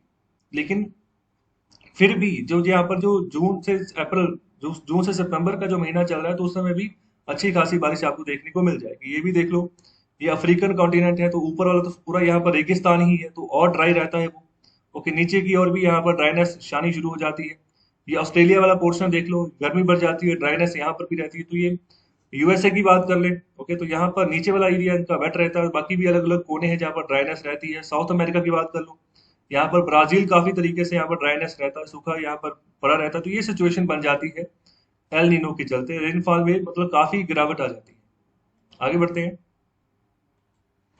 और अभी बात कर रहे हैं G20 जो नेशंस हैं उनका जो आपस में ट्रेड होता है उसके बारे में, कि जो अभी क्वार्टर वन का जो 2021 का क्वार्टर वन है, देखो क्वार्टर वन जो बाकी पूरी दुनिया मानकर चलती है ना, तो वो जनवरी फरवरी मार्च है। भारत का 1 अप्रैल से शुरू होता है, ठीक है। तो भारत का थोड़ा अलग चलता है फाइनेंशियल ईयर, लेकिन बाकी पूरी दुनिया, चाहे चाइना हो, बाकी जो भी यहाँ पर मेजर कंट्रीज हैं, वो यहाँ पर जो जैसे एक कैलेंडर ईयर होता है ना, नॉर्मल जनवरी से शुरू हुआ और दिसंबर तक खत्म हुआ, तो यहाँ पर 4 क्वार्टर आ गए। तो बिल्कुल उसी तरीके को उसको फॉलो करके चलते। तो अभी फर्स्ट क्वार्टर की बात कर रहे हैं, जो जनवरी फरवरी मार्च का यहाँ पर डाटा निकला है। तो ओईसीडी यहाँ पर इसके बारे में बात करी, Organisation for Economic Cooperation Development, कि जो इंटरनेशनल जो मर्चेंडाइज ट्रेड हुआ G20 कंट्रीज के बीच में, तो यहाँ पर ये बड़ा है फर्स्ट क्वार्टर में। तो यहाँ पर 8% का क्वार्टर ऑन क्वार्टर जो है इंक्रीज देखने को मिला एक्सपोर्ट्स में, और 8.1% का राइज देखने को मिला इंपोर्ट्स में, आपस में जो यहाँ पर ट्रेड होता है। और भारत का जो एक्सपोर्ट है इन G20 को, वो भी 13.3% के हिसाब से बड़ा है। इंपोर्ट भी बड़ा है यहाँ पर 24.7% के हिसाब से। तो यहाँ पर the highest of all G20 countries. तो भारत की मतलब काफी अच्छी खासी यहाँ पर जो है पैठ बनती हुई नजर आ रही है। आगे अगर बात करें, यूके को छोड़ दो आप, यूके को एक साइड पे कर दो, बाकी की जितनी भी G20 इकोनॉमीज हैं, तो यहाँ पर ग्रोथ उन्होंने रिकॉर्ड की है पहले क्वार्टर में। तो दूसरी ओर ये भी सिनेरियो था कि जो यूएस डॉलर था वो भी डेप्रिशिएट हो रहा था, ये पैंडेमिक के चलते। तो जो मैंने सुबह लेक्चर डाला, तो वहां पर मैंने बताया था कि कैसे डेथ केसेस यूरोप में भी बढ़ते जा रहे हैं, ओके, तो भारत में भी बढ़ते जा रहे हैं। तो अभी इसका इम्पैक्ट वहां पर अभी भी देखने को मिल रहा है, यूएस में भी यहाँ पर देखने को मिल रहा है, जिसके चलते यहाँ पर कमोडिटी जो प्राइसेस है उनका मतलब वो बढ़ते जा रहे हैं लगातार। तो वो भी मतलब कि जो है इम्पोर्टेंट रोल अदा करते हैं जब भी ऐसा इकोनॉमी में रिवाइवल कोई आना हो, मतलब इकोनॉमी को सही दिशा की ओर लेकर जाना हो। तो आगे बात करें चाइना की, तो यहाँ पर G20 का लार्जेस्ट मर्चेंडाइज ट्रेडर यही रहा है। तो लार्जेस्ट मर्चेंडाइज ट्रेडर मतलब ज्यादातर व्यापार इसी के थ्रू हुआ है, चाइना के थ्रू भी। एक्सपोर्ट यहाँ पर बढ़ा है चाइना का 18.9% के हिसाब से। तो भारत का कितना, भारत का 13.3% के हिसाब से। और दूसरी ओर इंपोर्ट इसका राइज हुआ है 19% के हिसाब से। देखो भारत इसके मुकाबले में ज्यादा इंपोर्ट कर रहा है, मतलब चाइना अभी कम इंपोर्ट कर रहा है G20 नेशन से, लेकिन एक्सपोर्ट ज्यादा कर रहा है, भारत से भी ज्यादा है। जो कंट्री ज्यादा एक्सपोर्ट करेगी, इंपोर्ट कम करेगी, वही कंपनी, इसका मतलब है कि वो देश जो है ना, वो कंट्री जो है आगे ग्रो कर रहा है, उसकी इकोनॉमी आगे ग्रो कर रही है, काफी सारे प्लांट्स वहां पर लग चुके हैं, दुनिया की डिमांड हम पूरी कर रहे हैं। ओके, तो जितने ज्यादा एक्सपोर्ट बढ़ेगा उतने ज्यादा यहाँ पर एम्प्लॉयमेंट के चांसेस बढ़ेंगे, कंपनीज बढ़ेंगी। तो भारत सरकार इसलिए यहाँ पर पीएलआई स्कीम चला रही है, प्रोडक्शन लिंक्ड इंसेंटिव स्कीम, अलग अलग 13 सेक्टर्स में, मतलब कि चाइना को कंपटीशन देना है इंटरनेशनल मार्केट में। तो आगे यहाँ पर बात करेंगे ज्यादातर जो चाइना का इंपोर्ट भी है, चाइना अगर इंपोर्ट कर भी रहा है, तो क्या चीज इंपोर्ट कर रहा है यहाँ पर G20 नेशंस में से, तो यहाँ पर मेटल्स है, मेटल ओर्स, यहाँ पर जो मोटा अनाज होता है, इंटीग्रेटेड जो सर्किट्स होते हैं इलेक्ट्रॉनिक्स में यहाँ पर यूज होते हैं, तो यहाँ पर उसमें। दूसरी ओर यहाँ पर जो एक्सपोर्ट करें, जो चाइना एक्सपोर्ट कर रहा है G20 नेशंस को, ज्यादातर इलेक्ट्रॉनिक प्रोडक्ट्स हैं। तो इंडिया में भी देखो ज्यादातर इलेक्ट्रॉनिक प्रोडक्ट्स के ऊपर ही यहाँ पर डिमांड रहती है, ओके। मतलब जैसे दिवाली आ गई, तो बहुत सारे इलेक्ट्रॉनिक प्रोडक्ट्स लाइटिंग वाले वो यहाँ पर भारत में भेजता है, तो भारत में डिमांड अच्छी रहती है, तो कंजप्शन भी अच्छी अच्छी खासी हो जाती है। सस्ती सस्ती जो है लाइट्स वगैरह मिल जाती हैं, तो उसको लगाकर लोग भी एंजॉय करते हैं। मोबाइल फोन्स की बात कर लो, तो इलेक्ट्रॉनिक प्रोडक्ट है, तो काफी डिमांड रहती है, सस्ता मिलता है और क्वालिटेबल मिलता है, तो लोग उसको चूज करते हैं, लेते हैं। और इसके अलावा यहाँ पर इंटीग्रेटेड सर्किट्स की बात करें, व्हीकल्स की बात करें, टेक्सटाइल्स की बात कर रहे हैं, तो यहाँ पर फेस मास्क की भी बात कर रहे हैं कि मतलब जिनका एक्सपोर्ट कर रहा है चाइना अभी G20 नेशंस को। तो अगर बात करें G20 नेशंस की, तो ये इंटरनेशनल फोरम है गवर्नमेंट्स का और सेंट्रल बैंक गवर्नर्स का। तो यहाँ पर 19 देश हैं और यहाँ पर एक यूरोपियन यूनियन है। तो देखो ये 19 देश अलग हो गए। अगर मैं इन यूरोपियन यूनियन की भी बात करूं, तो यहाँ पर भी 27 मेंबर कंट्रीज हैं, ओके। तो इनके पूरे ग्रुप को एक ग्रुप के तौर पर देखा जा रहा है, तो ये भी थोड़ा सा ध्यान रखें यहाँ पर, ओके। तो अभी जो यूके है वो यूरोपियन यूनियन का मेंबर नहीं है, वो हट चुका है साइड पे, वो अलग हो गया अभी। तो इसको फाउंड किया गया था ग्रुप ऑफ 7 के द्वारा, G7 के द्वारा हम कह सकते हैं। तो यहाँ पर 1999 में इसको फाउंड किया गया। तो इसके भी चेयरमैन जो है 2021 के हिसाब से, उनका नाम है मैरियो ड्रैगी, ओके। तो ये जो मैरियो ड्रैगी है ना, ये किसी देश के अभी हाल ही में चुने गए राष्ट्रपति हैं। कौन सा देश है, आंसर करें कमेंट बॉक्स में। तो आगे बात करें, the Organisation for Economic Cooperation and Development. So internet ये भी इंटर गवर्नमेंटल इकोनॉमिक ऑर्गेनाइजेशन है, 38 मेंबर कंट्रीज है इसमें। तो इसको 1961 में बनाया गया था for stimulate economic progress and world trade. Headquarter इसका कहाँ पर है, पेरिस में, तो ध्यान रखें इसका। ओईसीडी का हेडक्वार्टर पेरिस में है, फ्रांस में। 1961 को यह बनाया गया। बजट इनका जो है वो 38.6 करोड़ के आसपास का हो चुका है। तो ये देखो, ये पूरा का पूरा सिनेरियो आपको नजर आ जाएगा G7 का भी, ओके, तो G8 पहले इसको G8 बोलते थे, लेकिन बाद में इसको G7 बोलना शुरू कर दिया क्योंकि रशिया को इन्होंने साइड पे कर दिया। ओके, तो रशिया को साइड पे इसलिए कर दिया, रशिया को निकाल दिया, इसको एक तरीके से सजा दी थी। सजा इसलिए दी थी क्योंकि सन 2014 में इसने यूक्रेन की एक टेरिटरी थी जिसके ऊपर कब्जा कर लिया था रशिया ने। ओके, तो उसका नाम था क्रीमिया। ओके, तो अभी रशिया के अंडर ही है वो। ओके, उसी के चलते उस समय G8 नेशंस ने फैसला लिया कि रशिया को इस ग्रुप से बाहर कर दो और थोड़ी बहुत यहाँ पर इकोनॉमिक सैंक्शंस इसके ऊपर लगा दी। ओके, तो रशिया को वो जो यहाँ पर वो एरिया था वो इसलिए चाहिए था क्योंकि रशिया के पास कोई और अच्छा बढ़िया सा पोर्ट नहीं था, बंदरगाह नहीं थी। एक थी सेंट पीटर्सबर्ग, काफी बड़ा शहर है रशिया का वो, लेकिन वो वहां पर आर्कटिक सर्कल के अंदर वो वाला एरिया आ जाता है जिसके चलते वहां पर बर्फ बहुत जम जाती है, तो ट्रेड नहीं हो पाता। तो उसको रशिया को एक जगह ऐसी चाहिए थी, सेवास्तोपोल करके, वहां पर क्रीमिया में एक पोर्ट आता है। मतलब वो 12 महीने चलेगी, जैसे भारत के सभी पोर्ट लगातार 12 महीने चलते हैं। ओके, भारत के जिस भी कोने से ज्यादातर जो है आप ट्रेड करो तो 12 महीने ट्रेड चलता रहेगा। तो लेकिन रशिया में ऐसा नहीं होता था। अभी जो क्रीमिया में कब्जा किया अभी उसके चलते वो उसको मुमकिन हो पा रहा है। तो ये G7 नेशंस के बारे में भी आपको पता होना चाहिए। कनाडा हो गया, France, Germany, Italy, Japan, United kingdom and USA. Okay, तो यहाँ पर ये अलग अलग नेशंस है। यूरोपियन यूनियन के भी यहाँ पर जो है ना कुछ नेशंस है, जैसे फ्रांस की बात करो, जर्मनी, इटली की बात करो और यूके की बात करो। 4 नेशंस यहाँ पर ईयू से निकल कर आ रहे हैं, बाकी कनाडा है। तो आप नॉर्थ अमेरिका कह सकते हो, इस तरीके से याद रख सकते हो कि नॉर्थ अमेरिका की यहाँ पर 2 कंट्रीज हैं, यूएसए और कनाडा। और यहाँ पर ईस्टर्न फ्रंट में से जापान है। ओके, और रशिया को एक साइड पे कर दिया। G20 में ये भी आएंगे सभी, और इनके अलावा ये भी आएंगे, इसमें भारत भी आएगा, इसमें चाइना भी आएगा, इसमें यूरोपियन यूनियन भी आएगी। ओके, तो ये Argentina, Australia, Brazil, Indonesia, Mexico, Saudi Arabia, south Africa, south Korea, Turkey, तो ये सभी आएंगे G20 में। ओके, तो ध्यान रखें पाकिस्तान है इसमें, इसमें पाकिस्तान नहीं है। ओके, अफगानिस्तान है, नेपाल है, इसमें ऐसे कोई भी देश नहीं है। तो यहाँ पर इस तरीके से भी क्वेश्चन में कंफ्यूजन जो है क्रिएट की जा सकती है, थोड़ा ध्यान रखें। आगे बढ़ते हैं। तो अभी शुरुआत करते हैं एडिटोरियल नंबर 1 से। तो यहाँ पर एडिटोरियल नंबर 1 में बात कर रहे हैं नीडर बेटर होम लोन इंश्योरेंस। तो शुरुआत में यहाँ पर बात कर रहे हैं कि जो होम लोन है, तो होम लोन इंश्योरेंस के यहाँ पर इसके बारे में यहाँ पर बात कर रहे हैं कि एक तो कर्जा ले लिया, अभी उसी कर्जे का इंश्योरेंस, मतलब कि अगर कल को वो नहीं चुका पाए तो क्या इंश्योरेंस रहेगा, किसी चलते कोई कुछ भी हो गया। तो अभी देखो क्या कुछ भी हो रहा है, अभी उसी के बारे में बात कर रहे हैं कि देखो जब मृत्यु होती है किसी की, तो यहाँ पर सिर्फ और सिर्फ इमोशनल ड्रामा नहीं होता है। तो यहाँ पर जो फैमिली की फाइनेंशियल जो सिचुएशन है ना वो भी बिगड़ जाती है जब यहाँ पर किसी बंदे की मृत्यु होती है, खासतौर पे वो बंदा जिसकी वजह से फैमिली चल रही थी, फैमिली का पालन पोलन, जहाँ पर पालन पोषण जो था वो चल रहा था। तो अभी उसके लिए अच्छा है कि मतलब अगर हमने यहाँ पर होम लोन लिया है तो उसको गार्ड भी करके चले। अगर वो अपनी जो विवेक बुद्धि है उसका इस्तेमाल करके हम यहाँ पर होम लोन एक इंश्योरेंस पॉलिसी भी लेकर चले, तो वहां पर वो एक तरीके से जो लोन की रीपेमेंट है तो उसका टेक केयर अच्छे से कर सकती है। अगर ये हमने कोई इंश्योरेंस पॉलिसी ली है हमने अपने होम लोन के ऊपर, अगर यहाँ पर अनटाइमली कोई भी डिवाइस होता है बॉरोवर का, मतलब पता नहीं, जैसे कोविड के चलते देखो, पता नहीं अच्छे घसे अच्छे मतलब सब कुछ अच्छा चल रहा है लेकिन पता नहीं कब किसी को कोविड हो गया जिसके चलते मृत्यु हो गई और मतलब अच्छे अच्छे लोग चले गए।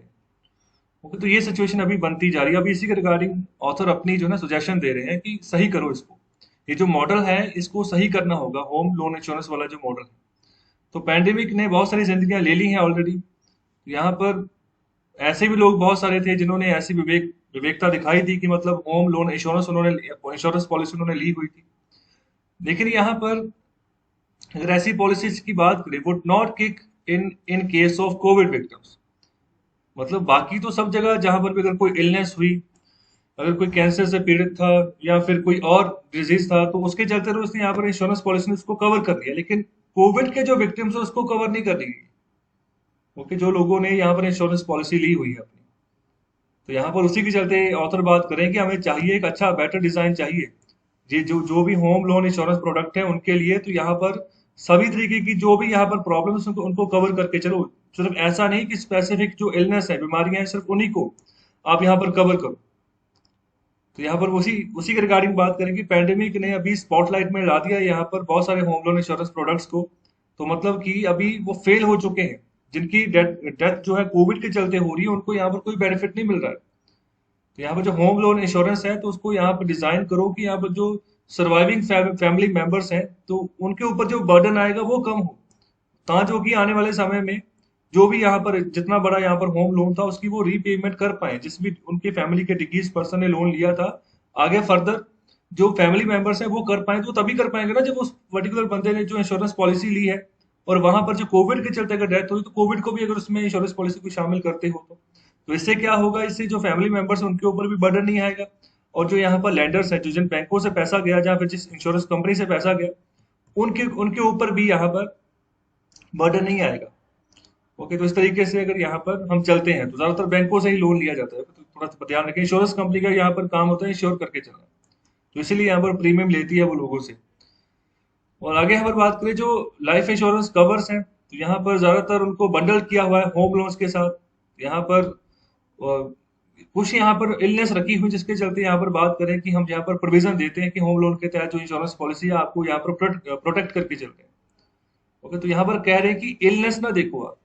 ओके, मतलब ये ना देखो कि कौन सी बीमारी से यहाँ पर जो है बंदे की मृत्यु हो रही, तो आप ये सब चीजों को आप साइड पे रख दो। ओके, तो यहाँ पर सिंक्रोनाइज करो, यहाँ पर जो ग्लोबल प्रैक्टिस चल रही है, जो बाहर के मुल्कों में जो प्रैक्टिस चल रही है तो उन्हीं को यहाँ पर लागू करो। तो यहाँ पर जो कोविड के चलते डेथ हो रही तो उनको भी कवर करो। ओके, तो ये सब चीजें यहाँ पर होनी चाहिए ऑटोमेटिकली। और आगे यहाँ पर बात कर रहे हैं कि जो इंश्योरर होते हैं तो इंश्योरर और यहाँ पर इंश्योर्ड ये दो चीजें हो जाती हैं। इंश्योरर यहाँ पर वो है जो यहाँ पर इंश्योरेंस कंपनी बीमा करके दे रही है, और इंश्योर्ड पर्सन वो है जिसका यहाँ पर बीमा हुआ है। ओके, तो यहाँ पर थोड़ा सा ध्यान रखिए, इंश्योरर वो है जहाँ पर जो इंश्योरेंस कंपनी जो रिस्क ले रही है, मतलब आपको कि जो भी आप जिस भी तरीके से कोई भी यहाँ पर प्रॉब्लम आती है तो आपको इंश्योर करके चलेगी। तो यहाँ पर वो भी जो है इंश्योरेंस कंपनी क्या करती है, मैंडेटरली यहाँ पर पे करती है outstanding loan to the housing finance company. तो जो हाउसिंग फाइनेंस कंपनी उसको यहाँ पर पैसा देती है। ओके, तो यहाँ पर अगर बात करें होम लोन इंश्योरेंस प्रोडक्ट की जो कि यहाँ पर जनरल इंश्योरेंस के द्वारा जनरल इंश्योरेंस कंपनीज के द्वारा यहाँ पर जो दिए जा रहे हैं उस केस में यहाँ पर ये नहीं आते।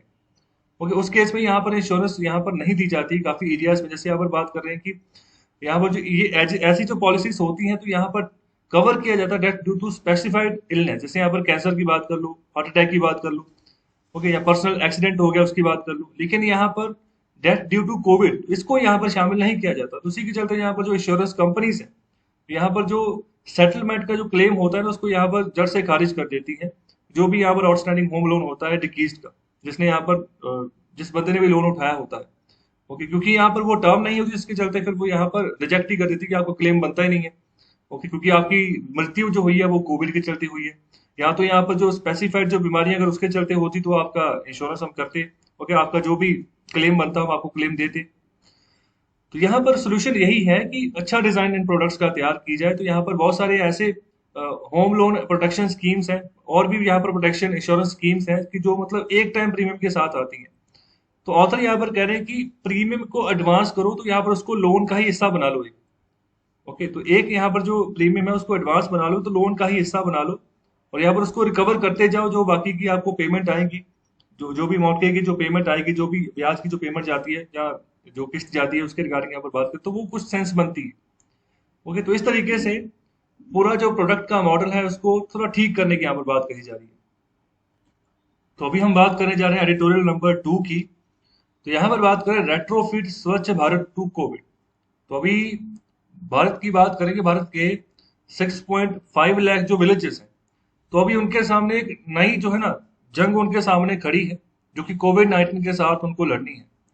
और गवर्नमेंट ऑफ इंडिया ने अपनी गाइडलाइंस जो है इशू की हुई है कि किस तरीके से जो पेरी अर्बन एरियाज है, छोटे अर्बन एरियाज हैं या फिर जो रूरल एरियाज है, इन्फेक्शन को कैसे कंट्रोल करना है। तो अभी सीधे सीधे तौर पर किस तरीके से हमारा जो हेल्थ केयर इंफ्रास्ट्रक्चर है, जो सप्लाई लाइन है, इनको दुरुस्त करना है, इसके ऊपर फोकस करना होगा। लेकिन ये जो सेकंड वेव है ना, तो यहाँ पर हमें अगर इससे मुकाबला करना है तो हमें कुछ अलग करना होगा। तो यहाँ पर कुछ ड्रास्टिक, इमीडिएट और परमानेंट करना होगा कि जिसका इम्पैक्ट जो है ना आगे आने वाले समय तक रहे, चाहे जिस तरीके से भी वेव यहाँ पर पनपती है, थर्ड वेव में जाती है, फोर्थ वेव में जाती है, कितनी घातक होती है। तो तैयारी इस हिसाब से करनी है कि परमानेंट कोई सोल्यूशन हो, तो इमीडिएट हो। और यहाँ पर 2014 की बात कर रहे हैं कि रूरल इंडिया उस समय यहाँ पर प्लेज लिया गया कि हम जो है रूरल इंडिया को ओपन डेफिकेशन फ्री बनाएंगे अक्टूबर 2019 तक। तो 2 अक्टूबर 2019 तक का ये टारगेट रखा गया था। जब महात्मा गांधी जी की यहाँ पर जन्म दिवस होता है 2 अक्टूबर को हम सेलिब्रेट करते हैं। तो 5 साल के अंतर्गत यहाँ पर यह समय रखा गया था, समय काल रखा गया था। तो अभी उससे पहले ही हमने यहाँ पर कोशिश की कि पहले ही हमने बहुत सारी फैसिलिटीज हमने तैयार कर दी, ये 2000 अक्टूबर 2019 से पहले पहले ही। इसी हिसाब से यहाँ पर बात कर रहे हैं कि बहुत बड़े पैमाने पर यहाँ पर टॉयलेट्स का प्रबंध हमने यहाँ पर किया रिकॉर्ड टाइम में। तो यहाँ पर 11 करोड़ टॉयलेट्स बनाने की यहाँ पर बात करें जिनको कंस्ट्रक्ट किया गया रिकॉर्ड टाइम में। और स्वच्छ भारत मिशन की बात करें तो ये एक लार्जेस्ट बिहेवियर चेंज प्रोग्राम बन गया पूरी दुनिया में। लोगों का ना अभी सिर्फ और सिर्फ क्या करना है कि उनकी जो प्रैक्टिस है, उनका जो स्वभाव है इस ओपन डेफिकेशन को लेकर, तो उसको सही करना। तो ओपन डेफिकेशन क्या होता है? खुले में शौच करना। जैसे देखो हमारे जो गांव वाले एरियाज है ना, तो ज्यादातर वहां पर ये थिंकिंग ऐसी रहती है, सोच ऐसी रहती है ज्यादातर एरियाज में कि जो शौच करना है ना उसको घर में नहीं करना है, उसको बाहर जाकर करो खुले में। ओके, क्योंकि अगर हम घर में करते हैं तो इसका मतलब हम घर में ही अपने गंदगी डाल रहे हैं। तो ये सोच रही है। ओके, तो इसको बदलना इतना आसान नहीं था। ओके, तो इसको बदला गया। तो यहाँ पर बहुत सारे एफर्ट्स किए गए स्वच्छ भारत मिशन के तहत। यहाँ पर टॉयलेट्स का निर्माण किया गया रूरल एरियाज में। उनको समझाया गया कि अभी अगर ये बने हैं तो इनका इस्तेमाल भी करो। ओके, इस्तेमाल करो, बाद में जो सॉलिड वेस्ट निकलेगा उसको भी कैसे जो है एक टाइप मतलब उसको किस तरीके से जो है यूटिलाइज करना है, डिकम्पोज करना है, उसके ऊपर भी बाद में फोकस किया गया। तो यहाँ पर ये स्वच्छ भारत मिशन दुनिया का सबसे बड़ा बिहेवियरल चेंज प्रोग्राम ये रहा है, इसको याद रखें। तो यहाँ पर कम्युनिटी ने भी यहाँ पर साथ दिया, ग्राउंड लेवल कम्युनिकेशन यहाँ पर बढ़ाई गई। तो उसी के चलते यहाँ पर बात करें कोविड-19 के चलते, अगर हम यहाँ पर बात करें तो जो हमारा स्वच्छ भारत मिशन वाला एक्सपीरियंस है, तो उसी को दोबारा से हमारे जो गांव वाले एरिया से वहां पर इम्प्लीमेंट करना होगा, उसी एक्सपीरियंस को यूज करना होगा दोबारा से। उसी तरीके से कम्युनिटी एंगेजमेंट जो है हमें करनी होगी, जिस तरीके से अभी हम कर पाए हैं। काफी बढ़िया हम काम करके आए हैं स्वच्छ भारत मिशन के तहत। तो सबसे बड़ी बात यहाँ पर आती है, जो यहाँ पर रूमर उठते हैं, अफवाहें उठती हैं, जो यहाँ पर मिथ बना ली जाती हैं, जो मिसकंसेप्शन, गलत धारणाएं जो बना ली जाती हैं आपस में।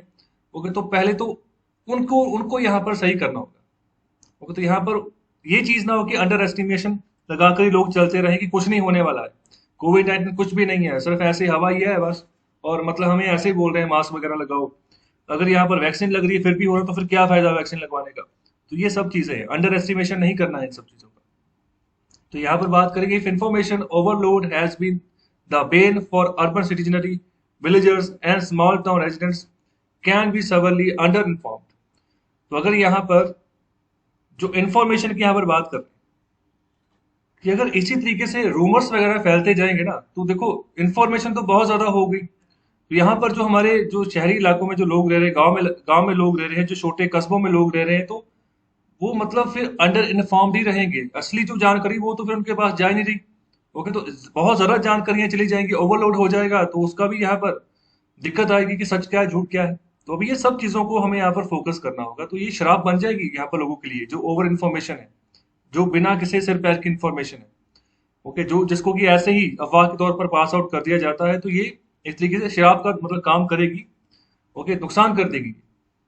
तो ये यहाँ पर एक बहुत खराब मिस्टेक यहाँ पर हो सकती है। तो अगर यहाँ पर अज्यूम करके चले जो भी एसेंशियल इन्फॉर्मेशन है कि मतलब जैसे मास्क सही तरीके से पहनना है, आइसोलेट होकर चलना है, अपने आप को ज्यादातर घरों में रखो, बचाव करके चलो अपने आप का।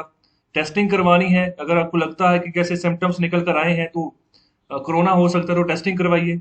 डॉक्टर्स के साथ कंसल्टेशन कीजिए, उनके साथ बातचीत करें कि ऐसा लग रहा है, तो डॉक्टर जैसे आपको गाइड करे उस तरीके से आप आगे बढ़ें। वैक्सीनेशन करें अपने आप का। ओके, जो यहाँ पर मास्क की जरूरत क्या है, सोशल डिस्टेंसिंग, आगे वैक्सीनेशन करने के बाद भी यहाँ पर सोशल डिस्टेंसिंग की जरूरत है।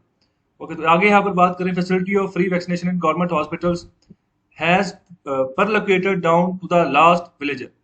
ओके, तो मतलब कि इन आखिरी गांव का जो गांव वाला बंदा होगा ना, वहां तक हमने ये यहाँ पर चीज पहुंचानी है। ओके, तो मतलब इसमें कुछ भी खराबी हम नहीं कर सकते हैं। एसेंशियल इन्फॉर्मेशन यही है। तो मतलब ये सही इन्फॉर्मेशन है जो कि हर एक एक मतलब जो आखिरी बंदा भी है किसी गांव का, वहां तक भी पहुंचनी जरूरी है।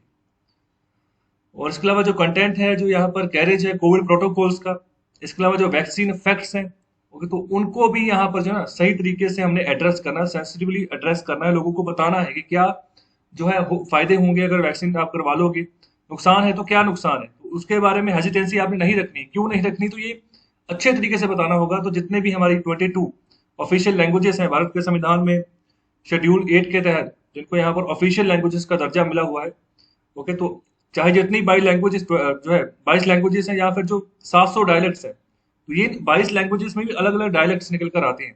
तो कोई अगर एक भाषा कह लूँ तो उस एक भाषा का कोई एक यहाँ पर डायलेक्ट नहीं होगा, ओके, तो अलग अलग होते हैं। तो उन सब में यहाँ पर आपको इन्फॉर्म करना होगा। जिस तरीके से भी आप अप्रोच लगा सकते हो लगाओ, तो यहाँ पर लोगों तक अच्छी जो सही इंफॉर्मेशन है वो पहुंचाओ। सबसे पहली बात तो ये है। तो आगे यहाँ पर बात करें, जो डिसीजन जो है to have the CoWIN platform available in regional languages marks the right beginning. तो अभी देखो भारत सरकार ने हाल ही में क्या किया है कि कोविन प्लेटफॉर्म जो है जिसके तहत आप वैक्सीनेशन के लिए अपने आप को रजिस्टर करते हैं ना, उसको आपकी जो मातृभाषा है उसी में आपको वो चीज़ अवेलेबल होगी, ताकि जो कि आपको आसानी हो अपने आप को रजिस्टर करने के लिए। तो ये उसकी सही शुरुआत है, उसी दिशा में ये बात यहाँ पर ऑथर रख रहे हैं। और आगे यहाँ पर बात कर रहे हैं कि एक स्टडी के तहत ये चीज पाई गई है कि यहाँ पर जो विलेजर है, तो यहाँ पर उन्होंने यहाँ पर 3000 जो स्वच्छ भारत रिलेटेड मैसेजेस उन्होंने रिसीव किए हैं through a host of media outlets compatible with the rural employees. मतलब जो भी उनके गांव इलाके का जो माहौल है उसके हिसाब से यहाँ पर जो भी उनके सामने मैसेजेस आए हैं स्वच्छ भारत के रिलेटेड, 3000 से ज्यादा यहाँ पर एक्सपोजर मैसेजेस का यहाँ पर देखने को मिला है। तो एक विलेजर के लिए यहाँ पर बात कर रहे हैं। इसके अलावा यहाँ पर कुछ सेलिब्रिटीज जैसे यहाँ पर अमिताभ बच्चन हो गए, तो उन्होंने भी काफी मुहिम चलाई थी जब ये स्वच्छ भारत मिशन चल रहा था उस समय।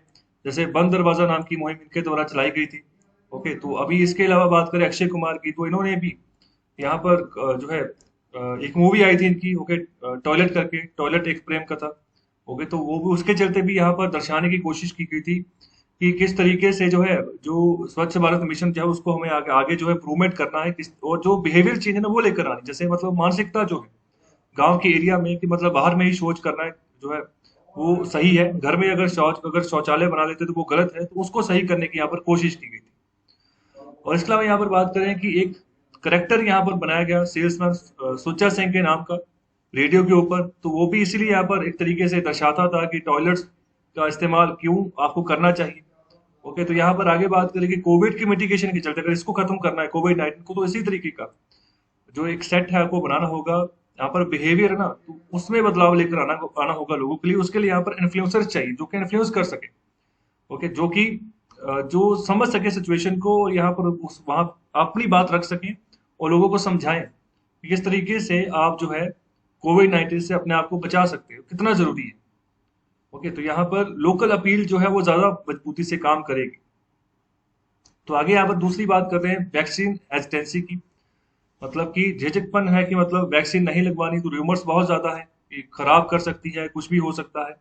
तो इसके चलते बात करें कि जो पूरा डिजिटल लिटरेसी, मतलब लोगों को अभी भी स्मार्टफोन्स वगैरह चलाने नहीं आते हैं, अपने आप को इंटरनेट में अगर किसी जगह रजिस्टर करना तो करना नहीं आता है। तो इसी के चलते इनसफिशिएंट कनेक्टिविटी दूसरा रीजन है कि अच्छा इंटरनेट भी कई जगह पर नहीं मिल रहा है, जिसके चलते यहाँ पर ना कुछ भयंकर जो है असेस इश्यूज हो जाते हैं कि लोगों को मतलब असेस ही नहीं हो पाता कि अगर किसी प्लेटफॉर्म जैसे कोविन प्लेटफॉर्म की बात करें वहां पर जाके अपने आप को रजिस्टर कर पाए तो नहीं कर पाते।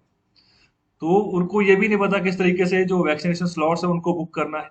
तो इसके लिए भी यहाँ पर जो है ना स्टेप्स हमें लेने होंगे। तो यहाँ पर डोर स्टेप या फिर वॉक इन जैब्स जो है हमें यहाँ पर पहुंचानी होगी कुछ स्टेजेस तक, कुछ यहाँ पर एरियाज तक, जहाँ पर पता चल जाए कि यहाँ पर जितनी पॉपुलेशन रहती है अगर ज्यादा पढ़ी लिखी नहीं है, डिजिटली लिटरेट नहीं है, तो वहां पर खुद अप्रोच करनी पड़ेगी, घर घर जाकर वैक्सीन वहां पर लगवानी पड़ेगी। आगे यहाँ पर बात करें स्वच्छ भारत मिशन ग्रामीण की, तो यहाँ पर उसकी स्ट्रेंथ की बात करें of the PM CM DM VM, okay. तो यहाँ पर देखो प्रधानमंत्री, चीफ मिनिस्टर, डीएम जो डिस्ट्रिक्ट मजिस्ट्रेट होता है, तो वीएम यहाँ पर कह रहे हैं विलेज मुखिया, ओके। तो ये वाला मॉडल जो है ना डिलीवरी के लिए जो है हमें अपनाना होगा। जो यहाँ पर बात करेगी of an open defecation free country by date time, मतलब ये जो ओडीएफ हम करना चाह रहे थे कि भारत को ओपन डेफिकेशन फ्री बनाना है, तो उस समय यहाँ पर इसी तरीके से हमने काम किया था, पीएम सीएम डीएम बीएम। तो ये वाला मॉडल जो है यहाँ पर डिलीवरी के लिए हमने अपनाया था, मतलब पीएम सीएम को डिलीवरी करे, उसके बाद यहाँ पर सीएम डीएम को, डीएम जो है विलेज मुखिया तक पहुंच करे, जो भी बात पहुंचानी है वहां तक पहुंचाए, ओके। तो इसके अलावा बात करें कि जो डिस्ट्रिक्ट मजिस्ट्रेट्स हैं उन्होंने भी यहाँ पर बहुत सारी इनोवेशंस निकाली, ओके, बेस्ट प्रैक्टिसेस निकाली यहाँ पर स्वच्छ भारत मिशन के तहत। तो इसी के चलते अगर बात करें कि उसी अप्रोच के चलते जो कोविड फ्री इंडिया हम बना सकते हैं आने वाले समय में, जैसे हमने ओडीएफ फ्री की बात की थी। ओके, तो यहाँ पर ग्राम पंचायत लेवल तक जाएं, ओके, ग्राम सभा तक जाएं, सरपंच से मिले। ओके, तो उसको मतलब उस तरीके से हम बात करें और कहें कि किस तरीके से ये इंपॉर्टेंट बात है और किस तरीके से हमने यहाँ पर कोविड से बचना है, उसको कोविड फ्री इंडिया बनाना है, उसके रिगार्डिंग हम कैसे अप्रोच लगाएं। तो अगर हम बात करें ना ओपन डेफिकेशन फ्री इंडिया की, 2019 तक का टारगेट था, तो अभी भी बहुत सारे राज्य हैं जहां पर पूरे तरीके से ओपन डेफिकेशन फ्री नहीं हो पाया। तो ये देखो, असम की बात कर लो, बिहार की बात कर लो, तो ये रूरल एरियाज की बात कर रहे हैं तो 98%, 98% तक अभी ये हुआ है रूरल एरियाज में। तो बिहार की तो बहुत ही खराब हालत है रूरल एरियाज में। अभी भी ज्यादातर लोग जो है, तकरीबन जो है 79% जो लोग हैं अभी भी खुले में शौच करते हैं, जो रूरल एरियाज की अगर बात करें। और अर्बन एरियाज की यहाँ पर जो है, यहाँ पर बिहार में अच्छा मतलब रिपोर्ट देखने को मिल रही है। तो 90% जो लोग हैं मतलब अभी ओपन डेफिकेशन यहाँ पर जो है 90% बिहार जो है फ्री हो चुका है, अर्बन एरियाज की रिगार्डिंग बात करें। तो अभी जो कुल मिलाकर जो ओडीएफ स्टेटस है या ओडीएफ फ्री हो चुके हैं तो नहीं है यहाँ पर, दोनों असम भी और बिहार भी। गोवा की बात कर लो, तो गोवा में रूरल एरिया से तो बहुत ही खराब सिचुएशन है। तो अप्रोक्सीमेटली 6% यहाँ पर गोवा अभी ओपन डेफिकेशन फ्री हुआ है। तो लोग ज्यादातर यहाँ पर भी खुले में ही शौच करते हैं। और अर्बन एरियाज की बात करूँ तो ये 100% हो चुका है। तो यहाँ पर ओवरऑल अभी भी ओडीएफ फ्री स्टेटस इनको नहीं मिला है। तो ये इन सभी राज्यों का नाम याद रखना। ओके, तो इनके अलावा बाकी सभी का जो है ना 100% ओडीएफ स्टेटस मिल चुका है, चाहे आप यहाँ पर रूरल एरियाज की बात करो, चाहे आप अर्बन एरियाज की बात करो। और आगे है मध्य प्रदेश। रूरल एरियाज में अभी भी 94% कवरेज हुई है, ओडीएफ फ्री स्टेटस मिला है, बाकी का अभी भी बाकी है। तो और इसके अलावा यहाँ पर ओवरऑल स्टेटस नो है। इसके अलावा उड़ीसा की बात कर ले तो ये भी रूरल एरियाज में 99.6% तक मतलब ये भी आसपास पहुंच चुके हैं, मतलब ओडीएफ फ्री स्टेटस हासिल करने के लिए। लेकिन अर्बन एरियाज में अभी भी पीछे है, तो इसका भी ओडीएफ स्टेटस नो है। तेलंगाना की बात करें तो रूरल एरियाज में बहुत खराब सिचुएशन है, अर्बन अर्बन एरियाज में फिर भी ठीक है। त्रिपुरा की बात कर लो, 89% रूरल एरिया में, 19% अर्बन एरियाज में, तो ठीक ठीक है। ओके, तो अभी भी मतलब इस डायरेक्शन की ओर बढ़ रहे हैं। वेस्ट बंगाल की बात करूँ तो ये भी मतलब 95 और 99 के आसपास है। तो ये भी बहुत जल्दी इनको ओपन डेफिकेशन फ्री का स्टेटस मिल जाएगा कि यहाँ पर खुले में लोग जो लोग हैं अभी शौच करना बंद कर चुके हैं। और आगे यहाँ पर बात कर रहे हैं केरला की। केरला का मॉडल भी काफी हाईलाइट होता रहा है कि कोविड के चलते जो फाइट की है केरला ने तो काफी नोटेबल है। तो यहाँ पर जैसे पंचायतों की बात करें तो उन्होंने अपने यहाँ पर वॉर रूम्स बनाए, कॉल सेंटर्स बनाए। ओके, रैपिड रिस्पॉन्स टीम्स यहाँ पर बनाएगी। तो यहाँ पर एक वॉलंटियर्स की ब्रिगेड तैयार की गई कि मतलब किसी को कोई चीज की यहाँ पर जो भी चीज चाहिए वो पहुंच जाए।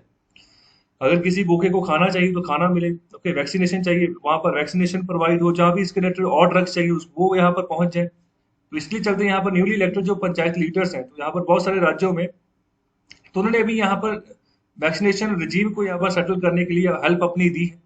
अनडाइल्यूटेड ऑब्जर्वर्स ने जो है यहाँ पर कोविड प्रोटोकॉल्स के चलते यहाँ पर उनको भी एश्योर करने की बात कही है। और साथ ही साथ यहाँ पर जो अच्छे तरीके से जो डिवेल्यूशन हुआ है फंड्स का, जो 15th फाइनेंस कमीशन है उसके द्वारा पंचायतों को जो फंड दिए गए हैं, तो वो भी एक सही तरीके से सही डायरेक्शन की ओर जो है हमें जो है और बढ़िया तरीके से कोविड-19 के खिलाफ लड़ाई लड़ने के लिए हमें कामयाब बना सकते हैं, अगर वो फंड ऐसे अच्छे तरीके से हम यहाँ पर यूज करते हैं तो। और आगे यहाँ पर आखिर में बात करें कि अभी 6.25 लाख यहाँ पर स्वच्छ भारत मिशन के यहाँ पर फुट सोल्जर्स थे, जिनको कहा गया स्वच्छ ग्रही, ओके, उनका नाम इनको दिया गया, जिन्होंने बहुत बढ़िया यहाँ पर काम किया, अच्छे तरीके से बातचीत की लोगों आम फैमिलीज तक की। आप जो है ओडीएफ बिहेवियर जो है एक्सेप्ट करें, घर में ही शौच करें, जहां पर आपको टॉयलेट बनाकर दिए हैं सरकार ने। तो काफी एफर्ट्स इन्होंने की, तब जाकर बात बनी। तो अभी उसी में थोड़ा सा चेंज करके उसको दोबारा से रीओरिएंट करके जो है ना इसी वर्क फोर्स को मतलब आगे बढ़ाया जा सकता है। और जो यहाँ पर ऑलरेडी काम कर रही, जैसे एक्चुअली नर्स मिडवाइफ जो एएनएम्स होती हैं, वो जो काम कर रही हैं, जो आंगनबाड़ी वर्कर्स काम कर रहे हैं, जो आशा वर्कर्स काम कर रही हैं, तो मतलब कोविड-19 के खिलाफ लड़ाई लड़ने के लिए कि गांव से उसको निकालना है बाहर, तो उसमें वही जो वर्क फोर्स है वो अच्छे तरीके से और काम कर सकती है। तो कलेक्टिव एंटरप्राइज की यहाँ पर बात करें कि जो भी कम्युनिटी बेस्ड ऑर्गेनाइजेशंस हैं तो उनको अभी साथ में लेकर चलना है, तो ये समय की जरूरत है अभी। और जो नीति आयोग है तो उसने भी यहाँ पर कम से कम 1 लाख जो सिविल सोसाइटी ऑर्गेनाइजेशन वहां तक अप्रोच की है कि हम आगे बढ़े। और जो इसके अलावा जो यूथ आउटफिट्स हैं, ओके, जो नेशनल सर्विस स्कीम जिसके तहत हम बात करें, तो यहाँ पर जो हमारे यूथ होते हैं तो उनको भी यहाँ पर अलग अलग काम दिया जाता है, तो जिसके चलते उनको बेनिफिट्स वगैरह भी मिलते हैं। काफी इनकी जो है ट्रिप्स वगैरह भी जाती है सरकार की तरफ से। ओके, तो जैसे रिपब्लिक डे परेड वगैरह हो तो यहाँ पर भी ऐसी संस्थाएं पहुंचती हैं जो बच्चे इन ऑर्गेनाइजेशन के थ्रू सेलेक्ट होते हैं। ओके, चाहे एनएसएस हो, चाहे नेहरू युवा केंद्र संगठन हो, नेशनल कैडेट कॉर्प्स हो। इसके अलावा स्कूल और कॉलेज लेवल पर जितने भी कम्युनिटीज हैं उनको भी यहाँ पर एक रस्ती में मतलब ग्रुप अप करना होगा, एक रास्ते में लेकर आना होगा। ओके, जो यहाँ पर जैसे ऑलरेडी ऑलरेडी कर चुके हैं स्वच्छ भारत समर इंटर्नशिप के अंतर्गत, तो यहाँ पर स्पेसिफिक रोल्स यहाँ पर जो है रूरल वैक्सीनेशन के तहत, कोविड एजुकेशन प्रोग्राम के तहत हर को बताने होंगे कि आप किस तरीके से क्या काम करना है, और उसी काम को जो है मतलब अच्छे से आगे वो करें। और जो डिसेंट्रलाइजेशन है कोविड मैनेजमेंट का, तो ये कोई चॉइस के हिसाब से नहीं है, ये ओनली ऑप्शन हमारे पास बची है डिसेंट्रलाइजेशन। और सिर्फ केंद्र सरकार ही इसको कोऑर्डिनेट करके नहीं चल सकती। जो आम गांव एरियाज के जो यहाँ पर पंचायत है, जो सरपंच है, तो अभी वो सब कुछ जो है ना अपने दारोमदार के हिसाब से देखें, तो इस तरीके से ही हम जो है अप्रोच लगाकर चल सकते हैं अच्छे से। लोकल लीडर जो है और जो मैनेजर्स हैं, तो वो भी जो है सही तरीके से इस क्राइसिस को यहाँ पर खत्म कर सकते हैं। ओके, तो उनको भी फिर बाद में प्राउड महसूस हो सकता है अगर इस सिचुएशन को रिजॉल्व हम कर पाते हैं। तो भारत के जो गांव हैं, तो वही जो है सही तरीके से देश को रास्ता बताते हैं और पूरी दुनिया को रास्ता बताते हैं कि किस तरीके से आप आगे बढ़ेंगे। तो डिसेंट्रलाइजेशन बहुत जरूरी है और सही अप्रोच लगानी बहुत जरूरी है। और आगे हम बात करते हैं एडिटोरियल नंबर 3 की। तो यहाँ पर बात करें स्टॉप फेक्स नॉट ट्विटर। यहाँ पर जो फेक चीजें चढ़ जाती है ना, तो उसको रोकने की यहाँ पर बात कर रहे हैं। तो ट्विटर को रोकने की यहाँ पर कोई जरूरत नहीं है। और दूसरी ओर ट्विटर की भी बात कर रहे हैं कि वो भी एक्सप्लेन करे कि जो यहाँ पर जो अभी ऑफेंडिंग ट्वीट किया गया था उसको आपने मैनिपुलेटेड मीडिया के तौर पर ट्वीट कर दिया, लेबल कर दिया, तो वो क्यों किया उसका भी एक्सप्लेनेशन आप दें। ओके, आपने आपने क्या सोच के उसको मैनिपुलेटेड मीडिया कहा है। दूसरी ओर ये भी बात यहाँ पर ऑथर कह रहे हैं कि दोनों ओर यहाँ पर देखकर चले। तो शुरुआत में यहाँ पर बात करें मणिपुर की, तो यहाँ पर जो कोविड मैनेजमेंट की जिन लोगों ने यहाँ पर इसको क्रिटिसाइज किया मणिपुर में, तो यहाँ पर उनके ऊपर एनएसए लगा दिया गया, नेशनल सिक्योरिटी एक्ट लगा दिया गया। ओके, दूसरी ओर यहाँ पर उत्तर प्रदेश एडमिनिस्ट्रेशन की बात करें, तो यहाँ पर वहां पर भी जिन लोगों ने ऑक्सीजन शॉर्टेज की कंप्लेन की, तो उनको भी उठाकर यहाँ पर जेल में डाल दिया गया। तो ये सिचुएशन देखने को मिली। और दूसरी यहाँ पर बात करें कि केरला के जर्नलिस्ट थे जिसको कि यूपी पुलिस के द्वारा अरेस्ट कर लिया गया, क्योंकि वो रिकवर कर रहे थे। यहाँ पर हाथरस एक कांड हुआ था यूपी में। ओके, तो वहां पर एक दलित गर्ल थी जिसका कि रेप हुआ था और बाद में मर्डर हो गया। तो उसका यहाँ पर उन्होंने रिपोर्ट तैयार की थी और उनके ऊपर चार्ज लगा दिया कि यहाँ पर यूपी गवर्नमेंट को डिफेम करने की यहाँ पर कोशिश की गई है इस जर्नलिस्ट के द्वारा। तो उसको इस यहाँ पर अरेस्ट कर लिया। और इसके अलावा बात कर रहे हैं कि एक भीमा कोरेगांव बैटल का यहाँ पर ना एनिवर्सरी मनाई गई थी।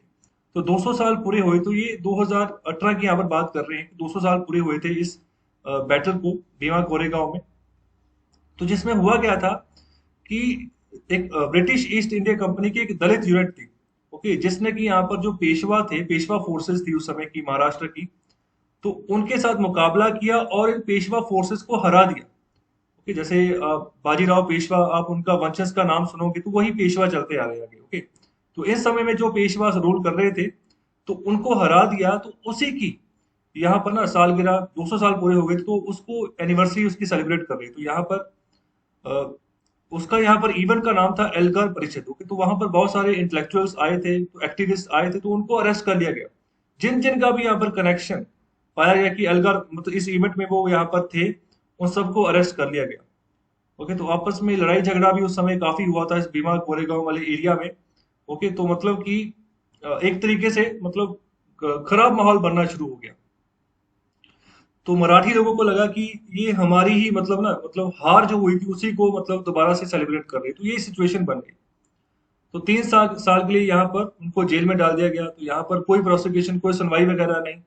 ओके, तो मतलब ये सब यहाँ पर जो भी विवाद चल रहा है बिल्कुल उसी के चलते यहाँ पर ये सब काम हमें देखने को मिल रहे हैं। तो कोई एविडेंस पब्लिक में यहाँ पर नहीं बताया गया कि कौन शामिल था कौन नहीं था, लेकिन उठाकर जेल में डाल दिया गया। तो बिल्कुल उसी तरीके से आगे भी यहाँ पर कॉन्स्पिरेसी आगे बनी। जैसे यहाँ पर बात करिए, बहुत सारे स्टूडेंट्स थे, स्टूडेंट एक्टिविस्ट थे। ओके, और जो इसके अलावा जो भी दिल्ली में दंगे हुए थे 2020 में शुरुआती दिनों में, तो उस समय बहुत सारे लोगों को जेल में डाल दिया गया, क्योंकि उसमें उसके रिगार्डिंग भी मतलब कुछ सबूत वगैरह जरा नहीं थे कि किसको किस बिना पर डाला है। तो यहाँ पर पुलिस की यहाँ पर बात करें कि वो भी मतलब इतने हरी नहीं, इतनी जल्दबाजी में नहीं थी कि प्रोसिक्यूट करना है किसी को। ओके, तो यहाँ ना ही कोर्ट्स यहाँ पर इतना दिलचस्पी दिखा रही थी। कि मतलब कि अगर कोई किसी को अरेस्ट कर लिया, जेल में डाल दिया, तो उसको यहाँ पर क्यों किया, उसको बेल पे छोड़ सकते हैं, लेकिन ऐसा कुछ नहीं किया गया। अभी भी वो अरेस्टेड ही है, वहीं पर जेल में ही यहाँ पर बैठे हुए हैं। तो अभी दूसरी ओर बात कर रहे हैं, जो यहाँ पर यूनिवर्सिटीज में एक क्रैकडाउन देखने को मिला, जैसे जवाहरलाल नेहरू यूनिवर्सिटी की बात कर लो, जामिया मिलिया यूनिवर्सिटी की बात करो, दिल्ली में है ये, अलीगढ़ मुस्लिम यूनिवर्सिटी की बात कर लो, ये उत्तर प्रदेश में पड़ती है। तो यहाँ पर भी इसी तरीके का यहाँ पर ऑफिशियल एटीट्यूड जो है ना, लोगों के खिलाफ देखने को मिला। ओके, तो यहाँ पर कोई सरप्राइज होने वाली यहाँ पर बात नहीं कि यहाँ पर इंटरनेट ब्लैकआउट भी चलता रहा जम्मू कश्मीर में काफी देर तक। तो 5 अगस्त 2019 को जम्मू कश्मीर एक यूटी बनती, अलग से लद्दाख अलग से यूटी बनती, तो उसी समय से जम्मू कश्मीर में इंटरनेट ब्लैकआउट जो था लगा दिया गया। तो बाद में जब बहाल भी किया गया तो 2G सर्विसेज यहाँ पर मिलनी शुरू हुई लोगों को। तो अभी थोड़े समय हुआ कि अभी उसको ओवरऑल बहाल कर दिया गया। तो ये यहाँ पर सिचुएशन बनी। इसके अलावा यहाँ पर अभी हाल ही में क्या हुआ कि दिल्ली पुलिस ने यहाँ पर रेड की है ट्विटर के ऑफिस में। ओके, तो वहां पर भी सेम जैसा ट्रेंड आपको देखने को मिल रहा है। दूसरी ओर भारत की जो छवि है ग्लोबल इंडिसेस में, जो डेमोक्रेसी के रिगार्डिंग जो छवि है, वो भी खराब होती जा रही है। हमारा जो फ्रीडम ऑफ एक्सप्रेशन है वो भी खराब होता जा रहा है। और आगे यहाँ पर और बात रखें कि क्या जो ट्विटर है उसको यहाँ पर परहेज करना चाहिए ऐसे जो यहाँ पर ट्वीट्स उनके द्वारा किए गए हैं। ओके, तो यहाँ पर जिसमें कहा गया है कि यहाँ पर जो जिनको इन्होंने कहा है कि मैनिपुलेटेड मीडिया है या मैनिपुलेटिव मीडिया है, तो उसके रिगार्डिंग जो इन्होंने अपने ट्वीट किए हैं, तो क्या उससे इनको परहेज करना चाहिए, क्या नहीं करना चाहिए था इनको, ऐसी जजमेंट दे करके हमने कोई एक जजमेंट दी है कि जो यहाँ पर संबित पात्रा बोल रहे हैं, जो भी इन्होंने बात कही है कि वो मैनिपुलेटेड मीडिया है, क्या उनको ये बात नहीं कहनी चाहिए थी।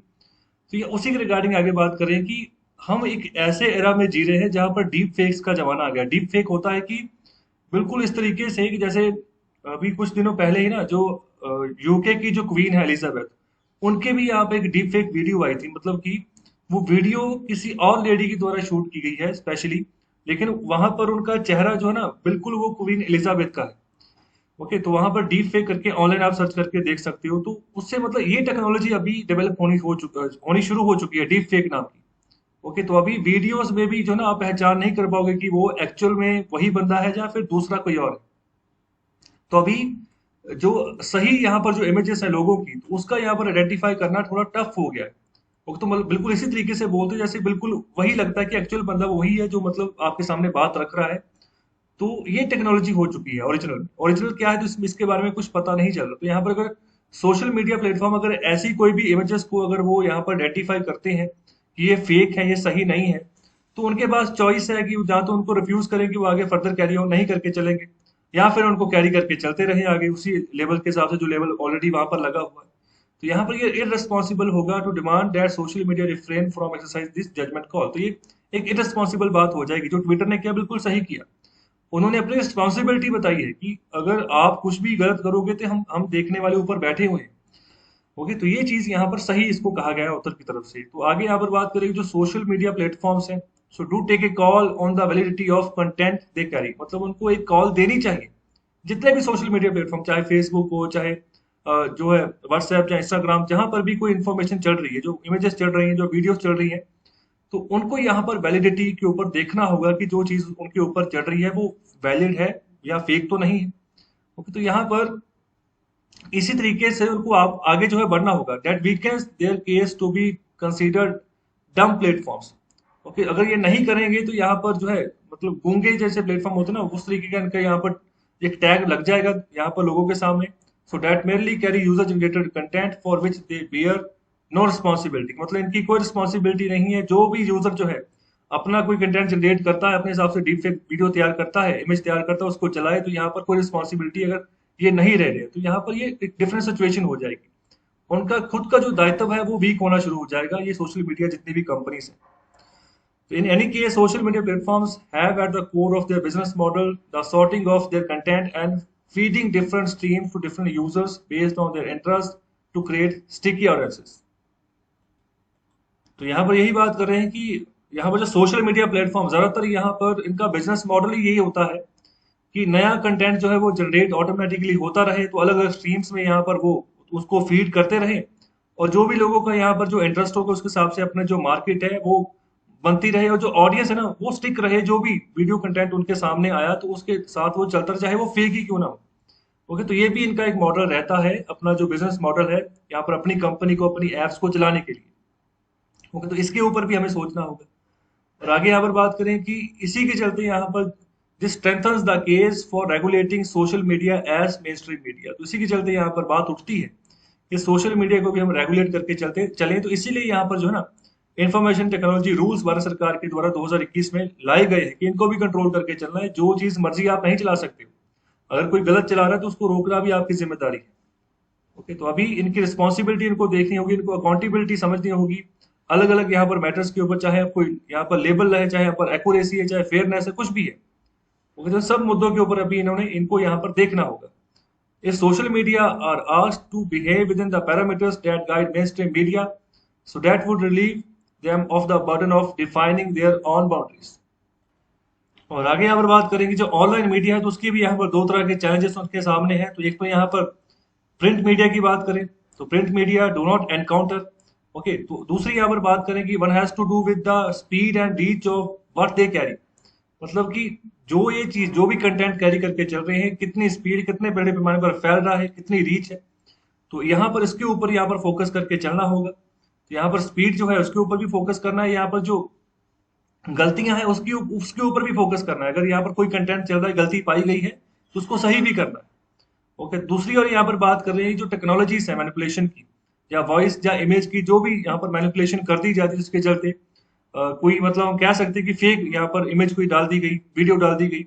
ओके, तो ज्यादातर यहाँ पर अगर मीडिया प्लेटफॉर्म्स की बात करें तो उनके सामने मतलब ये अड़चने रहती थी, जो पिछले जो पुराने जो मीडिया प्लेटफॉर्म्स हैं, तो उनसे अभी इनको सीखना है और उसी तरीके से आगे बढ़कर चलना है। तो जो नए रूल्स हैं उसके हिसाब से ये कंप्लायंस करें, अवमानना करें। जो इनका ग्रीवेंसेस रिट्रेसल मैकेनिज्म, अगर किसको लगता है कि किसी की गलत इमेज चढ़ गई है, तो यहाँ पर डीप फेक वीडियो बनाई है, तो मतलब अपने आप की कंप्लेन भी करें ना। तो इनके जो यहाँ पर प्लेटफॉर्म, जो इनका जो रिट्रेसल मैकेनिज्म वहां पर, तो अगर ये जो मैकेनिज्म अगर इनका अच्छे से काम करेगा, तभी यहाँ पर जो है, जो इनके रूल्स है, गाइडलाइंस है, तभी आगे इंप्लीमेंट अच्छे से हो पाएंगी। तभी ये जो ऐसी चैलेंजेस है ना, उनसे यहाँ पर ये बच पाएंगे, इन चैलेंजेस का यहाँ पर जो है मुकाबला कर पाएंगे। ओके, तो इस तरीके से यहाँ पर ओवरऑल सिनेरियो बताने की यहाँ पर बात की गई है। और आगे यहाँ पर बात कर रहे हैं आज के इकोनॉमिक कंसेप्ट की। जो आज का जो टॉपिक है वो है एनवायरमेंटल टैक्सेस। तो एनवायरमेंटल टैक्सेस क्यों लगाए जाएंगे, तो यहाँ पर बेसिकली यही होगा, as against the command and control approach to managing environment. Okay, environment को बचाकर चलना है। तो यहाँ पर बात करें द इकोनॉमिक और मार्केट बेस्ड इंस्ट्रूमेंट्स अप्रोच। तो ये अप्रोच लगाने की बात करें जिसके चलते इकोनॉमिक सिग्नल्स हम जो है यहाँ पर पहुंचाते हैं जो पॉल्यूटर्स हैं। ओके, कि वो अपने बिहेवियर को सही कर ले। मतलब कि जो अगर किसी ने कोई प्लांट लगाया, तो अगर ज्यादा कार्बन यहाँ पर प्रोड्यूस कर रहा है, ज्यादा गैसेस निकाल रहा है, तो उनको उनको अपने आप को सही करना, अपनी इंडस्ट्री को सही करना है, तो ऐसे यहाँ पर संसाधन जुटाए ताकि जो कि इन्वायरमेंट को डैमेज कम से कम। तो अपना जो बिहेवियर है पोल्यूशन के रिगार्डिंग उसको सही करें। ओके, इसीलिए यहाँ पर एनवायरमेंटल टैक्सेज जो वो लगाए जाते हैं। तो यहाँ पर ये मार्केट बेस्ड इंस्ट्रूमेंट्स होता है। Okay, used for environmental taxes include pollution charges लगा सकते हैं। ओके, या एमिशन फ्लूड, यहाँ पर टैक्स, पोल्यूशन टैक्स लगा सकते हैं। मार्केटेबल जो यहाँ पर परमिट्स होते हैं, ठीक है, तो वो ये यहाँ पर इशू कर सकते हैं कि परमिट मिलेगा तभी आप जो है फलानी किसी एरिया में जो है अपना प्लांट लगा सकते हो। ओके, और यहाँ पर डिपॉजिट रिफंड सिस्टम वो जनरेट किया जा सकता है। ओके, एक बार पैसा जो है डिपॉजिट कर दिया, रिफंड तभी होगा अगर यहाँ पर जो पैरामीटर्स है एनवायरमेंट के रिगार्डिंग उसको फॉलो करके चल रही हो। इनपुट टैक्सेस की बात कर रहे हैं, प्रोडक्ट चार्जेस की बात कर रहे हैं, डिफरेंशियल टैक्स रेट्स की बात कर रहे हैं, यूजर एडमिनिस्ट्रेटिव चेंज जो है चेंजेस की बात कर रहे हैं, सब्सिडीज, जहाँ पर जो भी यहाँ पर पोल्यूशन हो, अगर जितना कम कर सके उसके लिए जो भी सब्सिडीज यहाँ पर दी जाए। ओके, तो ये सब चीजें यहाँ पर होती हैं on the base of both price and quality. Okay, तो जितना यहाँ पर एनवायरमेंट अच्छा आप दे पाओगे, ओके, तो उसी हिसाब से यहाँ पर जो है टैक्सेस यहाँ पर लगाए जाते हैं। तो अगर इंडिया की बात करें, ऑलरेडी यहाँ पर जो टैक्स कलेक्ट किए जाते हैं on water and air, water act and air act. Okay, तो यहाँ पर पूरा फुल फॉर्म क्या है इन एक्ट का, तो उसका आंसर कमेंट बॉक्स में आंसर दे उसका। सो इसी के एक्सपीरियंस के चलते यहाँ पर India is among the chief participant in devising MBIs in the world. Okay, तो भारत में भी ये जो मार्केट बेस्ड इंस्ट्रूमेंट वाला ये जो मॉडल है, इसको अपनाया जाता है कि एनवायरमेंट को हम प्रोटेक्ट करके चलें। तो कैसा लगा आपको लेक्चर? अपना फीडबैक जरूर दें, शेयर करें इस लेक्चर को ज्यादा से ज्यादा। तो इन लेक्चर्स में मेरी कोशिश यही है कि प्रीलिम्स के रिगार्डिंग भी फैक्ट्स को यहाँ पर डिस्कस किया जाए, एडिटोरियल्स को भी डिस्कस किया जाए, ताकि जो कि मेंस आंसर राइटिंग में फायदा हो। और कोशिश करेंगे द हिंदू भी लेकर आए डेली बेसिस पे, और जो पीआई भी है उसको भी डेली बेसिस पे हम लेकर आए। तो लेक्चर सुनने के लिए बहुत बहुत शुक्रिया, धन्यवाद।